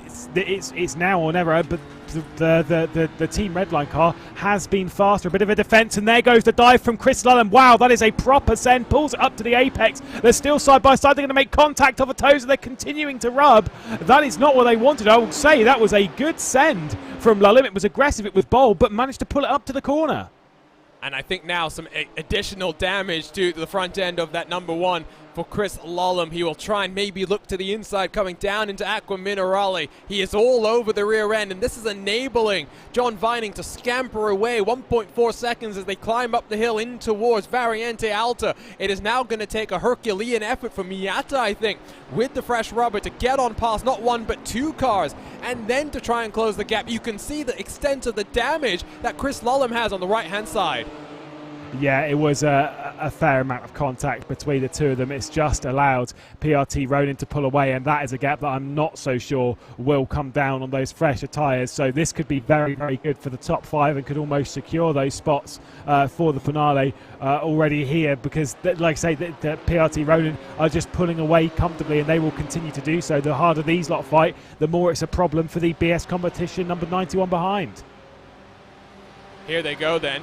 Which way is Lallem going to be forced? He's trying to get to the inside. He clambers over the inside curb. He turns goodness. Robert Hager. That is just very aggressive driving, and well, I guess it was somewhat inevitable given what we saw down in towards the hairpin. Let's go ahead and dial up the first of the replays so we can see how things all started, because it began with that move down into Tosa. Yeah, there's a lot to digest here. That, like I say, that is genuinely, it's aggressive. It's a fantastic send. Driving him off the corner was a little bit unnecessary. I will go with that. It was a lovely send, though. It's one of those things where it just wasn't covered off very well. It was a late dive back to the inside. There was the attempt at a second covering, but just not enough. It was a really nice send, but the contact there, just on the midpoint of the exit of the corner, it was bold and aggressive, but it was there. And then obviously it just kind of continued. This point here, though, I'm going to be quite honest. For Lallem, there wasn't a gap. It was close, but it was not actually a gap to go down. It's clumsy. That's what I'll say. I think clumsy is definitely what you can describe it. He's got about half a car's width, and by the time you get on that inside curb, you lose some control of the car, and well, for the number 90 that was trying to defend with all of his might, into the wall he goes, and he drops then to the edge of the top 10. One more look we'll take at this, and you can just see once he gets onto the inside curb, I think that was all she wrote for the BS competition car. That's kind of what you have to say, though, is that if you're touching the curb at such a high-speed part of the track, you're doing it wrong. And, I mean, you could argue that the BS competition car could realistically have covered it off a little bit better there for Hager. But all things considered, the two of them racing very, very hard. I'm not going to make a call on what I think that should be, because it's an incredibly tough one. But yeah, it was a little bit too much from both of them racing very, very hard. Chris Lallem makes life easy for Miata, as now the number 91 car gets on through. The gap out front to a car that he's chasing down is 4 full seconds. I don't know if he's got enough time to really make something happen there. So now we're really looking at just fights for either fun, as Ronin Academy has been passed by Shane van Gisbergen on that charge up through the field. The Team Redline red car, his next target will be his teammate in Chris Lallem, but really, gap out front is somewhat stable. Kova and Valkyrie trading the lap times back and forth. I'm not sure if Josh Thompson has enough time to really close the 4.5 seconds to Nathan Lewis in front. It's taken him about 10 minutes to close about half a second, as in towards Variante Alta comes the number 2 car. Gap actually now back down to about 4.5. He's going to, I think, have enough time to close. He might not have enough time to actually get the move done. Lapping roughly 0.3 faster most laps every time I look over, but like you say, I think it's a little bit too much of a mountain to climb and to pass. I will say, one fast driver, and I know it's again kind of obvious. It's Shane van Gisbergen we're talking about here, but is running quite quickly a 43.3 on the previous lap. The cars ahead, 45.7 for Ronin Academy, 44.4. We've got a 44.4 again. Then we've got the next car being the PRT Ronin car that, since getting through, has done a 43.5. So yeah, kind of matching that pace there. But all things considered, I wouldn't necessarily rule out Shane van Gisbergen from potentially getting up, if can work through the pack. Maybe even, now hold with me here, top 5. Would be a big ask, and again, then we'd have to try to answer the question as to whether Enzo Benito, having already punched a ticket to BMW Sim Live, would be eligible. If this car would be eligible for our Season 2 finale. Of course, these BMWs for Redline, very successful at the 24 Hours of Spa. I do want to ask you, Lewis, how are your language skills? Terrible. Are you monolingual like myself, who can only speak English? Absolutely. So if I put this tweet up on screen, you're struggling as much as I am when it comes to understanding the first part of that sentence. I would struggle, yes. Okay. From my time racing, to my time playing GeoGuessr, I can tell you it's probably Japanese. Outside of that, no idea. Well, apparently, according to the wonderful Twitter translation, that second part, so go whatever. I'm not going to even try and butcher it. I would assume it's Ritomo. I would guess that's his name, spelled out in Japanese. Always great to see this really multicultural world of sim racing. It's wonderful that the tools that we have, stuff like Discord, etc., Discord, of course, now being used in endurance circles in the real world for race control and management of various things. It was interesting to see last year, I think it was the European Le Mans Series, with a message up on their timing screen saying, "Team manager of XXX car, return to Discord so we can talk to you." It's great that we have these groups of drivers that might not necessarily get together in the real world just by virtue of location, Lewis, able to drive together and able to compete at the top level of sim racing. Well, you've got it where in sim racing of that, the location and stuff not being a part, you don't have to fly out to events, so it means that, like you say, you can team, especially been very prevalent. Oh, go on, carry on. Sorry, Lewis, did you see what's happened? No. Well, you're about to catch the tail end of it there. The big red machine has lost third position. There goes the Williams Esports car into the prize money spot.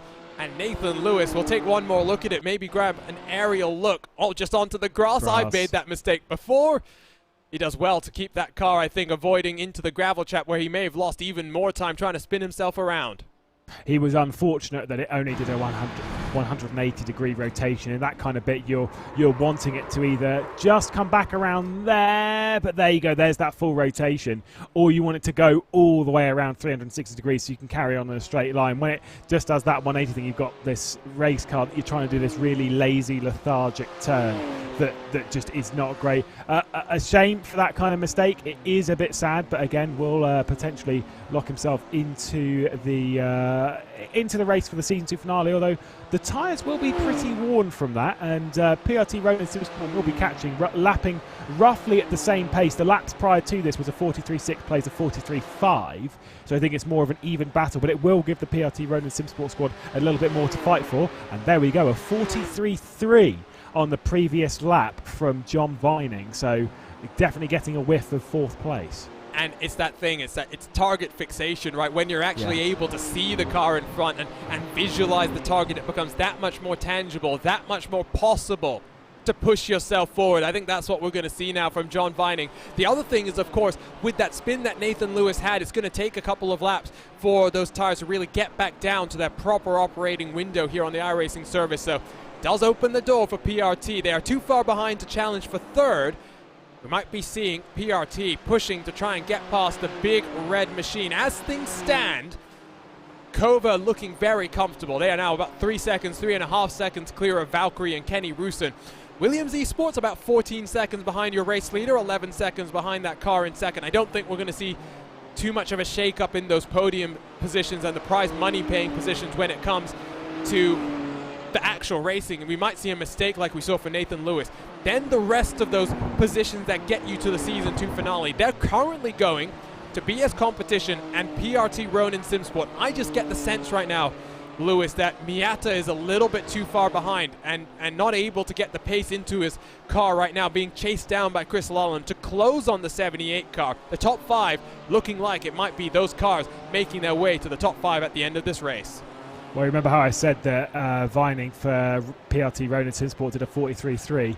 It's basically the exact same time that Miata set as well, a 43.3. And so with that, the gap's just not going to come down enough. I'll speak of the guys higher up, by the way, because I'm actually genuinely very, very impressed by Valkyrie Esports right now, running in second, but they are matching in pace Kova as well that are leading. By matching, I do mean that literally. Lap 51, it was a 1 minute 43.607 from Kova, and the time from Valkyrie was a 1 minute 43.607. Exactly the same lap time. They are matching basically identically again and again and again.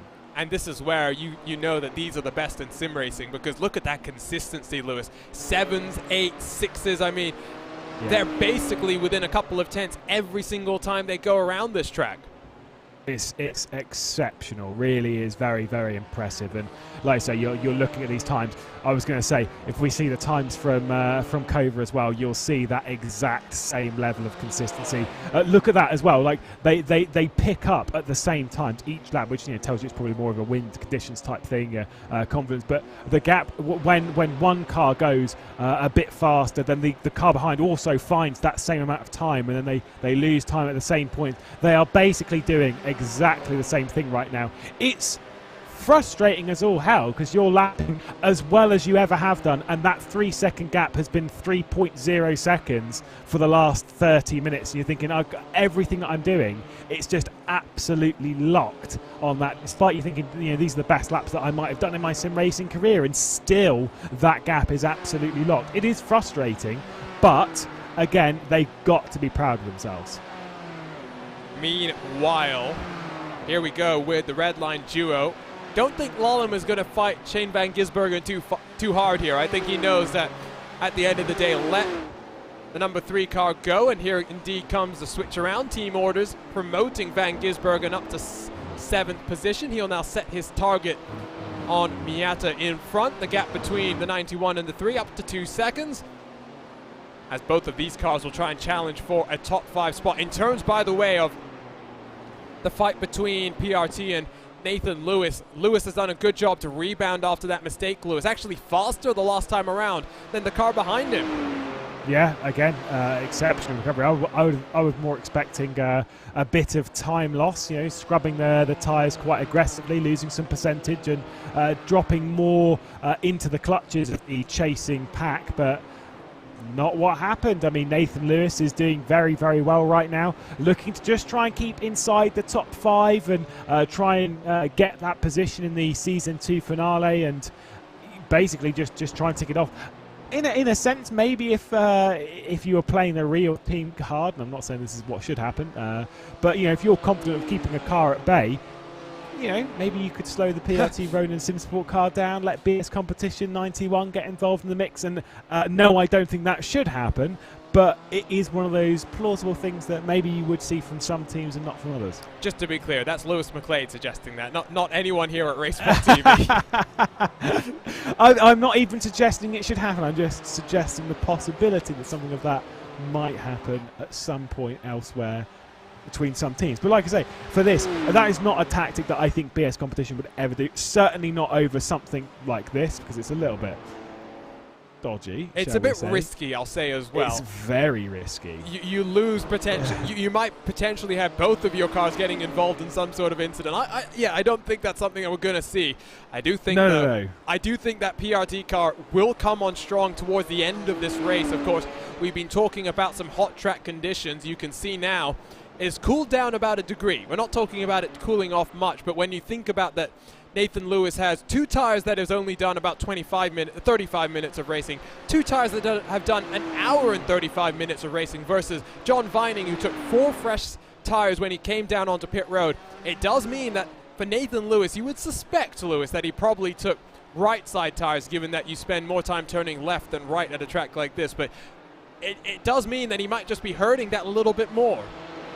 Yeah, but again, what I'm really, really impressed with them, with Kova and Valkyrie as well, is the pace they're getting out of just 2 tyres. They're exceptional speed, matching realistically more so than what I was expecting.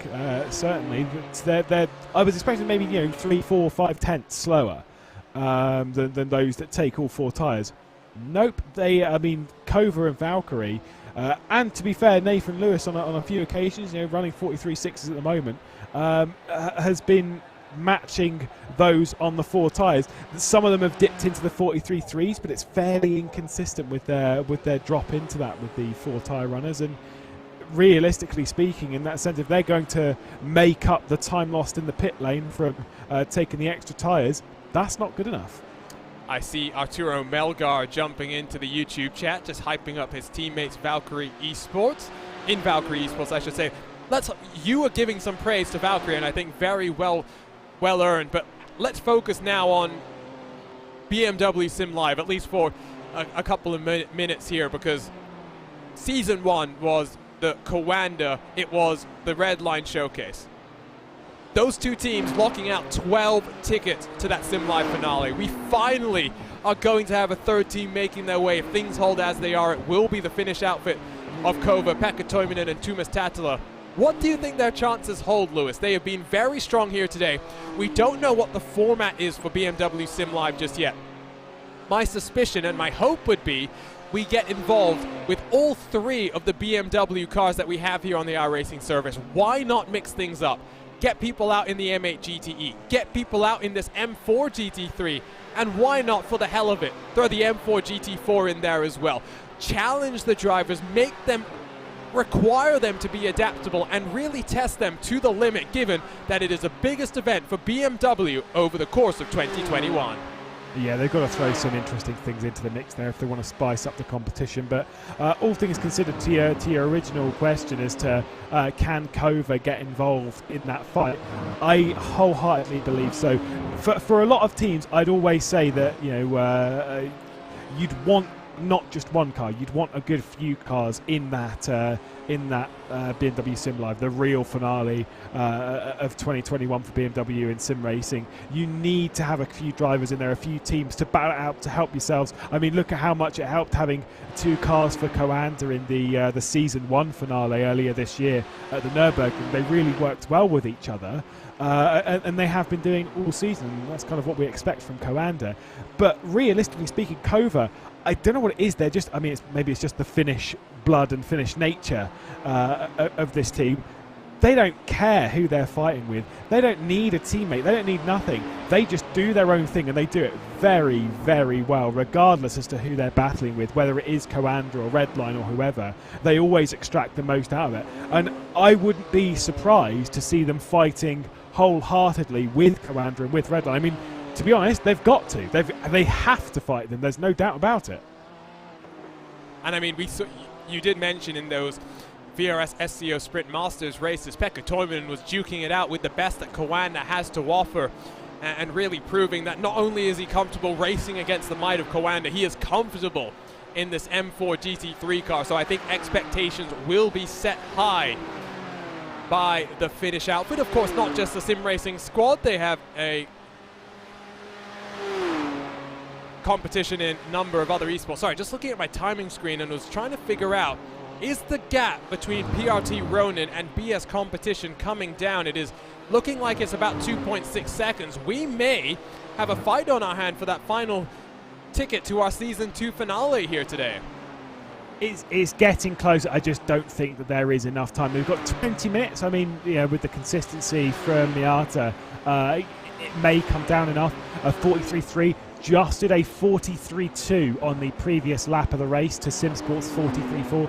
It's always a couple of tenths there for the 91 car. For the 89 as well, I mean, they've just responded. Nathan Lewis has just done a 43.3. They are all lapping very, very consistently, maybe 2-3 tenths apart, and it's not quite enough for anyone to get involved in the mix. Even Shane Van Gisbergen on the rear end of that train, you can see him coming through and shot there with the two-team Redline cars, Van Gisbergen leading Lulham. They are also lapping basically the identical lap times of those cars ahead, running in the mid to low 43s. It's frustratingly consistent from this sort of gaggle of cars in the mid-pack, and maybe something will happen. One mistake is all it takes, but right now it needs to be a mistake, because on pace, everyone's just doing the same thing.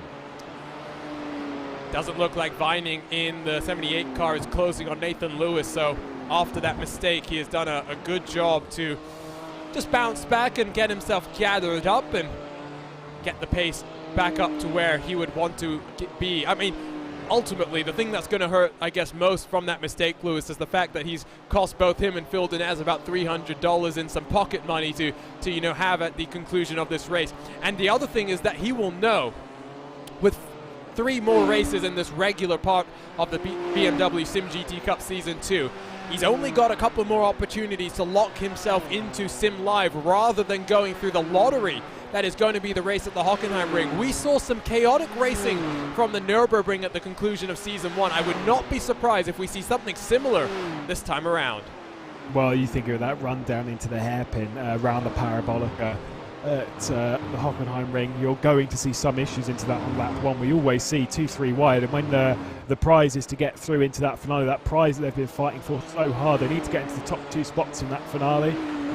It's going to be hardly contested, and you don't want to be, respectfully, you don't want to be a part of it. You want to have your place locked in. Like I said, in the early stages right now, it's all about removing pressure. So the first bout of pressure to remove is to get inside the top 5, so at least you know that you're in that finale. We saw a few teams fail to get into the finale last season, and left their real opportunities a bit too late, and weren't afforded the move. And realistically now, like you say, you get that top 5, it relieves that pressure, it allows you to focus your entire attention on just winning the race. And I get that that's what their attention is anyway, but again, it's all about small goals, all about baby steps in that sense of trying to work your way into that position and try and get yourself locked in. And when we get some of the other teams rejoining for next round, I think things are going to become a bit more nervy, a bit more intense, and maybe this was for some teams their best opportunity. We'll have to wait and see. And I mean, I'm looking forward to the rest of August here, Lewis. I mean, 2-week gaps in between each of the next couple of races before it's a longer break. No races in September. We have to wait till the 3rd week of October to return to BMW SIM GT Cup action. But we're going to get out of Europe for the next couple of races. First to the Circuit of the Americas, which again, I'll say what I said at the start. I'm a fan. I know a lot of people don't necessarily like that particular facility in the Lone Star State, but it should prove to be an exciting challenge for some of these drivers to deal with.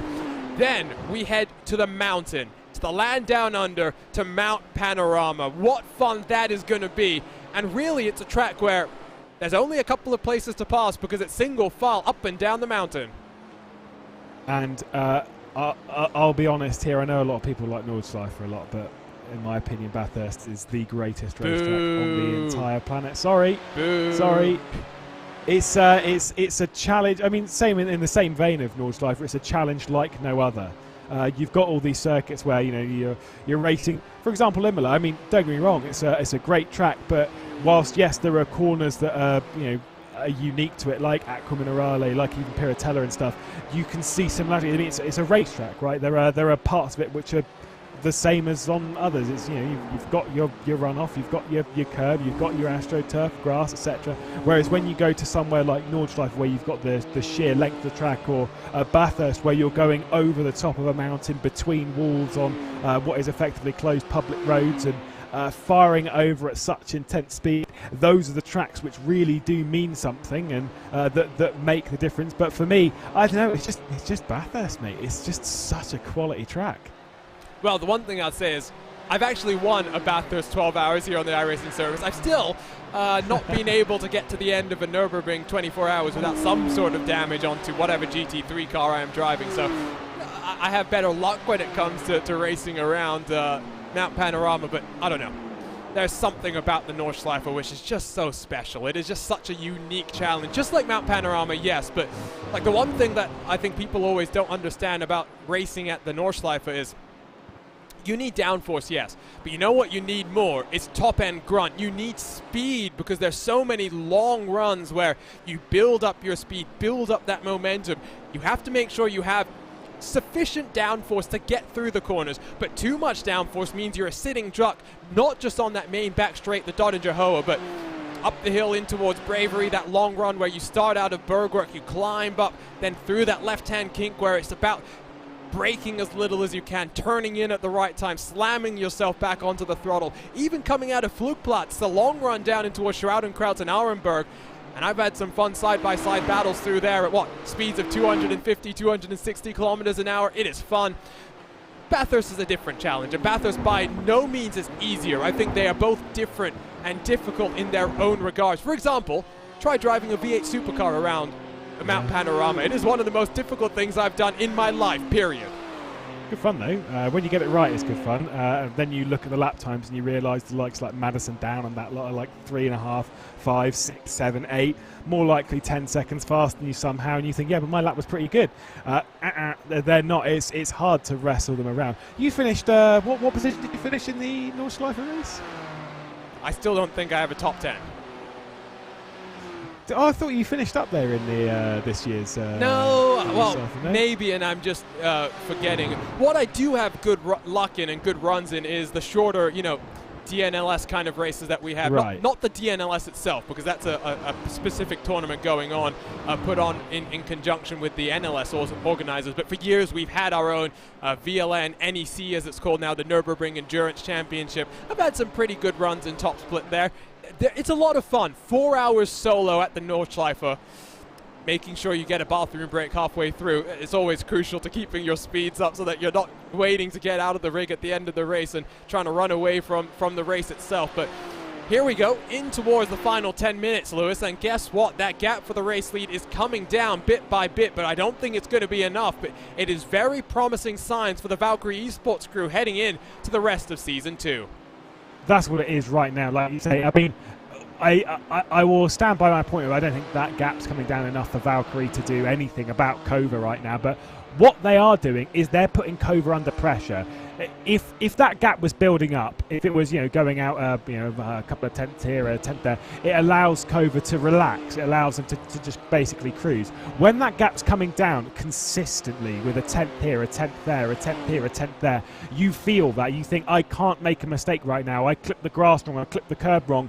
You have one of those laps where for whatever reason you've just made a couple of mistakes. You can't get back into the rhythm. You lose half a second or whatever, and then you build yourself back up into it, and then you get going again. You can't be afforded that. You've got to be swift through lap traffic. You've got to be good. And for Valkyrie right now, they're doing such a good job to put Kova under pressure. And like you say, it's an enormous confidence booster for the rest of the season and for any other series they're racing in general. I was going to say just in this car, but no, it's a confidence booster anyway. The fact that they can take the fight to a top team like that, it really does bode well for the rest of their season. If they can continue to drive like this, it really is sensational. I think we might have a fight for fourth here, though, Lewis. That gap between the 89 and the 78 is down to 1.4 seconds. Coming through Tosa, up the hill we climb. The grunt from this M4, of course, Nathan Lewis's tires. We did say that maybe this is where the pain would start to be felt. It's also not just forward. The 78 will be looking in the rear view mirror because Miata is coming on strong. Last time around, he was the quickest car on the track, a 43.120. Yeah, really, really fast right now. That is exceptional. And like you say, Nathan Lewis really starting to struggle. We were saying that it was going to be the final bits of the race where those tyres were really going to come into the danger zone. And like you say, 43.8 for Nathan Lewis really is losing time. Maybe it was a couple of mistakes. We'll have to wait and see in the conclusion of this lap as to what time is completed by Nathan Lewis. But like you say, you've got Shane van Gisbergen coming through there in 7th spot as well, who's going to be a part of the mix. Chris Lullen just hasn't had the pace again, also on older tyres, so coming across the same kind of problems that Nathan Lewis and Toivonen and Roosten and all that, they're all going to be coming across with the worn tyres. And this is where we're expecting some of these teams that have taken of the fresher tyres to come to the fore, and it could be a very, very interesting end to this race. But realistically speaking, if you were one of those cars coming under pressure, you're literally thinking, oh, not now. Come on, just another 10 minutes. It's just another 10 minutes. And that's what Nathan Lewis is channeling. He's just on a 43.5, so he is trying to respond. It's about 1/10 between these two cars, and bit by bit the gap is coming down. But as Murray Walker used to say, it's one thing to close, it's another thing to pass. And PRT Ronan is running out of time. If Lewis does get past, though, I don't think it's the worst thing in the world. There's no prize money on the line for fourth. You just want to make sure you're in the top 5, and I don't know how aggressive we're going to see the 91 car be on his teammate in the 89 car. Miata is new to the BS competition squad. That's not the way you want your debut for your outfit to go. Contact with your teammates, despite the fact that, Lewis, you and I have seen lots of contact between the teammates over the course of 2021. So much. I mean, I've seen a lot of contact between teammates even prior to this. I've been in part of it. I was racing with 2 other teammates, there's 3 of us, and somehow we always find a way to be on the same track at the same point, and we all crash into each other. It's fantastic. Not great for the team manager, but whatever.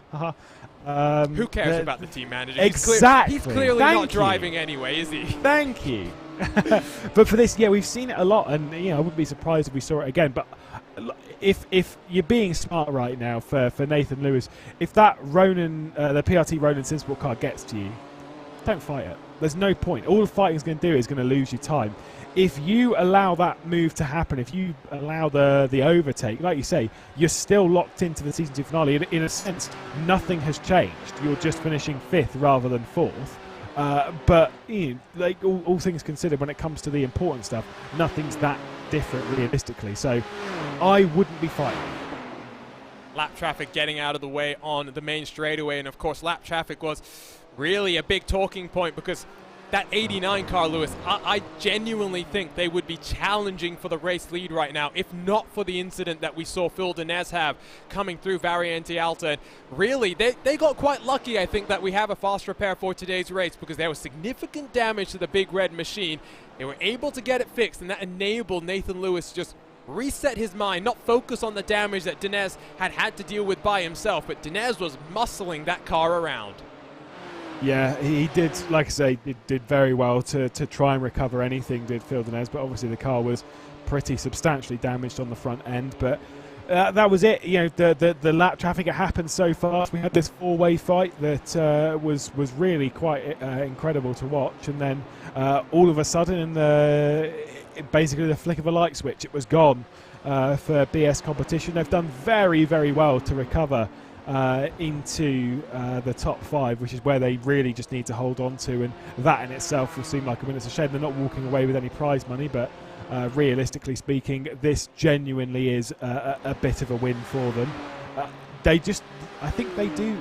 I was saying before about, you know, those teams that need a couple of teams in the BMW Sim Live, so, you know, Coanda might need a couple. They've already got loads, so I don't think they need any more, but we needed Redline that they've got there. Cova's a team that doesn't really need any assistance. They will do their own thing. I think BS Competition is one of those teams that might need a couple of cars in that final. Still plenty of time to go, though, to make up our grid of 16 come the Hockenheim Ring and November, that season finale, all building up to BMW Sim Live in December. Gap out front, Lewis. It is coming down. It is not going to be, I think, enough time for Valkyrie to make something happen, but really late race charge, not just in the BMW Sim GT Cup, but this must give so much confidence to Kenny Roosen and his teammate. It's really, really impressive right now. I don't know if this is, I think it, being sort of a bit respectful here, I think it's a bit more Kova lap traffic and lifting off the gas a little bit. You know, they're not pushing so much. Although if you look at Kova right now, I was saying about lap traffic, Kova have a lot of lap traffic. They've got this one, and there's 2 more as well there. I mean, don't get me wrong, it's not the end of the world, but it's not great either. They've got a bit more lap traffic ahead of this.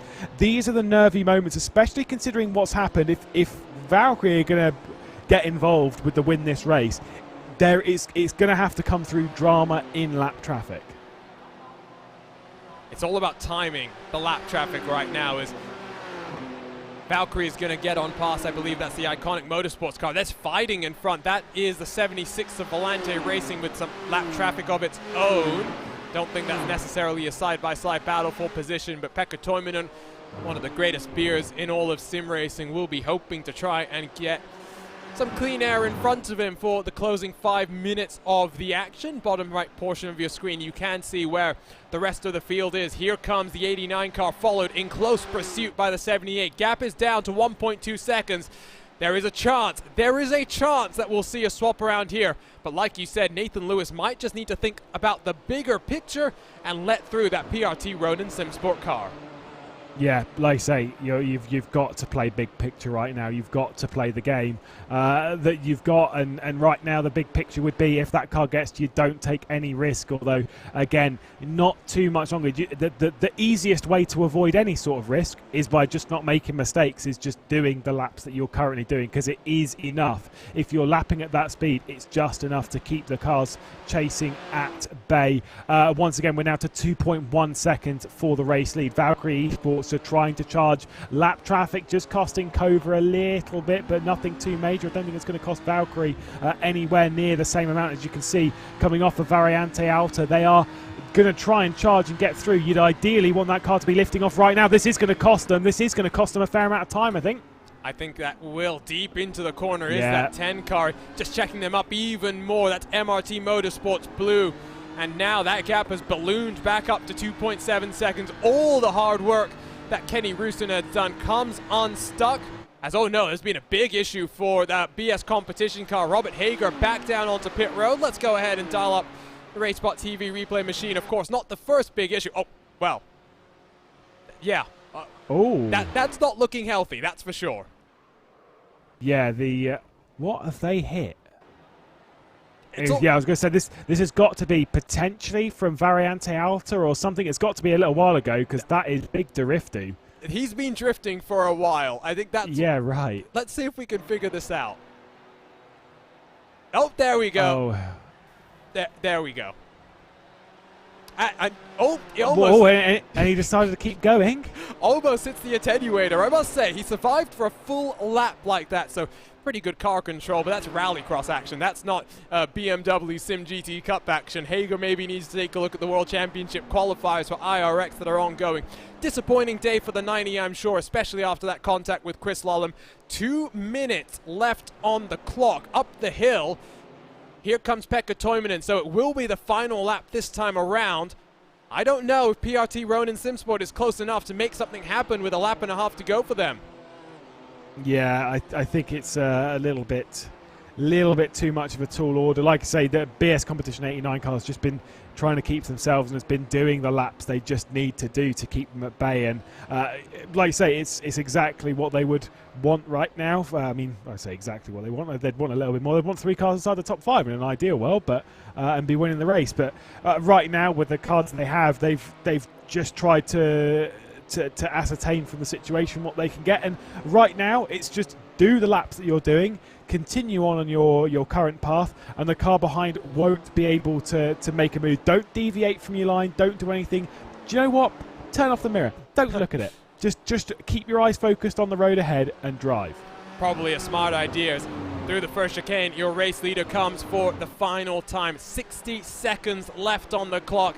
It has been a dominating day for Kova, in control basically since the start of the race. Pole position, not lights to flag, but very much a strong contender and one to watch for come BMW Sim Live in December. Still an opportunity, I would think, for potentially John Vining to close the gap and maybe try a desperation move into Variante Alta or even down into Ravazza the final couple of corners. Nathan Lewis is going to be trying to avoid that rear view mirror like you said, but at the end of the day he can only do what is left in those tires. He can only deal with them. What can you say about Kova though, Lewis? I mean, really does set them up nicely. 2 drivers qualified. We may see the rest of their organization step up. Valtteri Alander is now an ISO WC champion. Maybe he teams up with Antti Ahola for one of the next couple of races. It might be something we see. They might need, might not need it, but we might want to see 2 Kovas come through into BMW Sim Live. But I'm going to say, I think team of the day right now has actually been Valkyrie. They have answered the call to move up into 2nd spot, and their pace has been incredible. Wouldn't be surprised to see them taking a top spot at some point this season. Well, out of the final corner, the 707 wins once more in BMW Virtual Motorsport. It's Pekka Toivonen, it's Tuomas Tatila. They're heading to BMW Sim Live, and they are $1,200 richer at the conclusion of 2 hours of racing. A very impressive day for Kenny Roosten and Simeon Lynch in the Valkyrie Esports car. Simeon Lynch had to kind of hang on to the tail end of the leading group in the first couple of minutes of the race, but able to hold on, and Kenny Roosten put the pressure on. Williams Esports Chill Blast, Josh Thompson and his teammate Lasse back with a slightly different tire strategy, unable to work in their favor, but $300 into each of their pockets. They will head to our Season 2 finale at the Hockenheim Ring, as will BS Competition and Nathan Lewis in the big red machine and PRT Ronin Simsport. There was some side-by-side action coming to the final lap. That was on the edge of the top 10 between the Cowie Hunter and Volante Racing 69 and 77. Ultimately, Imola had a interesting race for us in store, Lewis, but Circuit of the Americas and then to Mount Panorama. The rest of August has plenty of action still to come. Yeah, that race of Coda. I mean, I'm actually with you. I actually think Coda's not as bad as there's one part that I think nobody likes, but it's a fine racetrack, and I'm sure we're going to see plenty of it in these cars. You know, it's one where it's a bit more open than this. You've got some exceptionally long straights into hard corners. We're going to see some racing, and for teams like Valkyrie, this move into the M4, for plenty of other teams as well, this is the move they wanted. They wanted to see a different car than the M8 GT because they could take advantage of this. They've been one that's been in control of the M4 GT3 so far, and they are showing why they are that team. But Kova right now, that's all we can talk about. Bit of a podium celebration going on here. We don't really get virtual podium celebrations here on the iRacing service, so it is good to see these three cars lined up and flashing the lights in celebration. I will say, Coda gets an unfair stick, and I think part of it, Lewis, is that a lot of drivers have single screens, and it can be hard to pick out your apexes on a single monitor, but these guys, the professionals with their triple monitors, with their widescreen setups, they have no such issues. They'll be having some fun, and ultimately, it's a track that has produced some very thrilling races in F1. I have no doubt we'll see something similar in these M4s. Yeah, absolutely. I think we've got a crazy season in store. I mean, the M8s, we've always seen some good racing from them, but like I said, the M8's a big, chunky car. It's hard to race in. It's hard to get that spatial awareness. We come to an M4, a car that's, I wouldn't say considerably smaller, but it is smaller. It does mean that the racing can be a bit more open, can be a bit more feisty, and we've certainly seen some of that today. Now, the question I have is, does Pekka Toivonen know how to turn off the traction control and do some donuts? In the 6 hours of Eiffel's, the race against the flood that VCO Esports did in conjunction with RaceSpotTV, so many interesting penalties came down because they opened the floor to race control to be influenced and bribed by people donating money. There was a challenge laid down by one of the teams. Every single car had to do a donut through turn number 1 at the Nürburgring. BS Turner didn't know how to turn off their traction control, so what we saw instead was a reverse lap as a punishment. It doesn't look like we're going to see Pekka Toivonen burn the house down. So let's go ahead and take a look at our race results in round 1 of this season 2 in the BMW SIM GT Cup. It's Pekka Toivonen and it's Kova back to victory lane in BMW Virtual Motorsports. Valkyrie Esports, a very impressive drive. They only end up 2.2 seconds behind your race winners. Josh Thompson and Lasse Bak will be slightly disappointed, I think, with third place, but they'll be $300 richer each. They'll be heading to the Hockenheim Ring, trying to secure one of 2 trips to BMW Sim Live. Nathan Lewis and Phil Denez contact with lap traffic early. They bounce back to get 4th position. Slightly disappointed, I'm sure, but the big Zebras always will be a contender wherever they go in their BMWs. PRT Ronin Simsport, they take that final trip into our season finale. John Vining with a strong drive in the later portions of that race to get a top 5.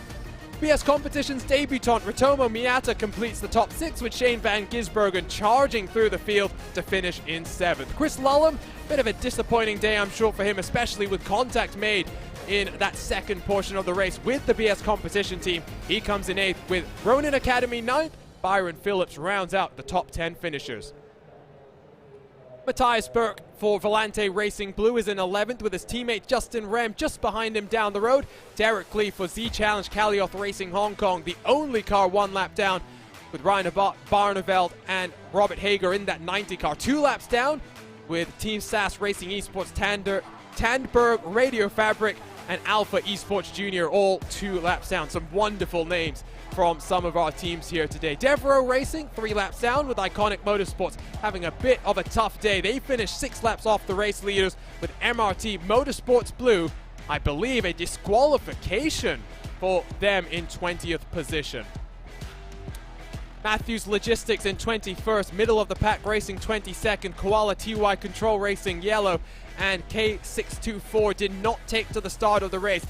The pace was there for Williams Esports, and you can see that from the fastest lap of the race. That was set by Josh Thompson on lap 2 here, Lewis. Yeah, there was an impressive run from Williams. We know they had speed, but a little bit of an interesting thing on strategy to try and take the 4 tyres. I will say, if there's one thing that we've learned from here at Imola, at least, I would assume this is going to apply for the rest of the season, is not taking that many tyres. I don't think it's going to be a call that we're going to see from the season. Some people are taking a gamble of taking 4 tyres and trying to go on the attack, but the advantage just wasn't there. Look at the pace of anyone that took 2 tyres towards the front. Look at Kova, of Valkyrie, of even the BS competitions that only took 2. The pace is enough.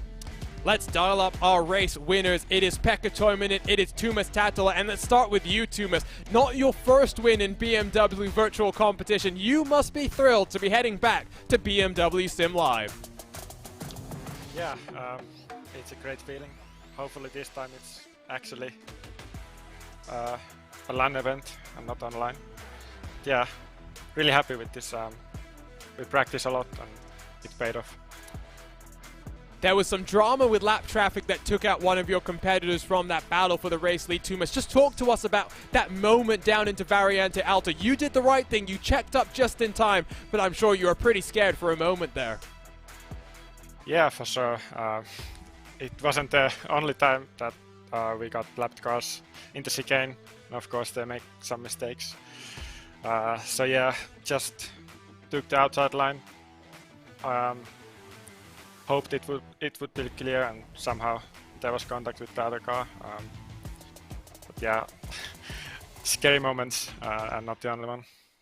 And Pekka, for you, I mean, we've seen you be very impressive in this M4 in the past, fighting with the likes of Coanda. That second half of the race was slightly easier, I think, than what Tuomas had to deal with. Lots of, drafting from the cars behind for him, but you had to be consistent. You had to be exactly precise because Valkyrie Esports was ready to pounce. What was it like for you just holding off the challenge of the 48? Yeah, for me, absolutely. It was only just to keep my head down and do my own work, and yeah. Well, what should we expect, Pekka, then from the rest of your organization? You guys are $1,200 richer each. You've got your tickets to BMW Sim Live. You've got a lot of other fast guys on your teams, the likes of Imola and so much more. Do you think you guys will be able to help them through the next couple of races, try and join you in BMW Sim Live? Yeah, for sure. Every time we are going to try our best and see where it takes us. Our approach to the races are pretty similar every time, so we just try to keep focusing on our work, and yeah, that's the main thing. Congratulations, guys, winners in the BMW Sim GT Cup. We'll see you in December for BMW Sim Live. So those were your race winners, and that wraps up the one and only interview I think we're going to get here. The Finnish guys, they always like to keep it short, Lewis. Yeah, but what they don't talk about is they transfer that into their racing. They put in the practice, they put in the time, they put in the speed as well on the racetrack. I'm curious though with where they were feeling the pressure at the end, because Valkyrie were absolutely charging.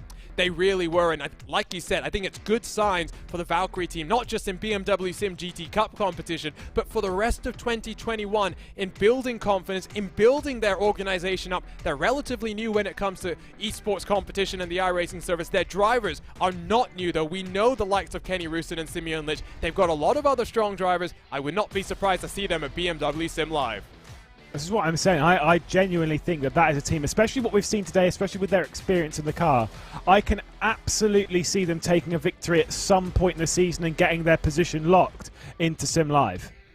And so here's a look at our schedule once more. We will be back in 2 weeks' time, Lewis, from the Circuit of the Americas before another trip to a foreign track, as it were, Mount Panorama, before Monza and Hockenheim. Let's be honest, you want to have secured your ticket to BMW Sim Live before we get to Monza, because that is an absolute gamble.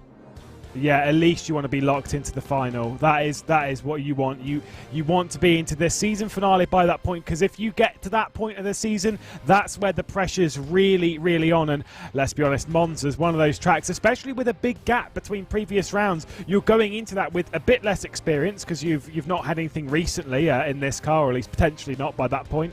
The pressure's on. It's going to be hard work for some of those teams, and that run down into turn one. Oh yeah, no, I want to be locked in before that point.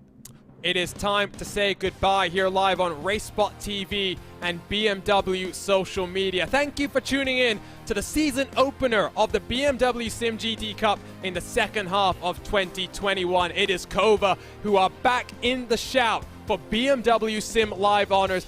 For the entire team at RaceSpot, my name is Arjuna Kankipati. I've been joined by the wonderful Lewis McLeod. TV cameras provided to us by TrackCams22.com with live timing powered by our partners at ATVO. Just a reminder, you can stay up to date with RaceSpotTV across of social media. Make sure to subscribe to us for all of your sim racing action.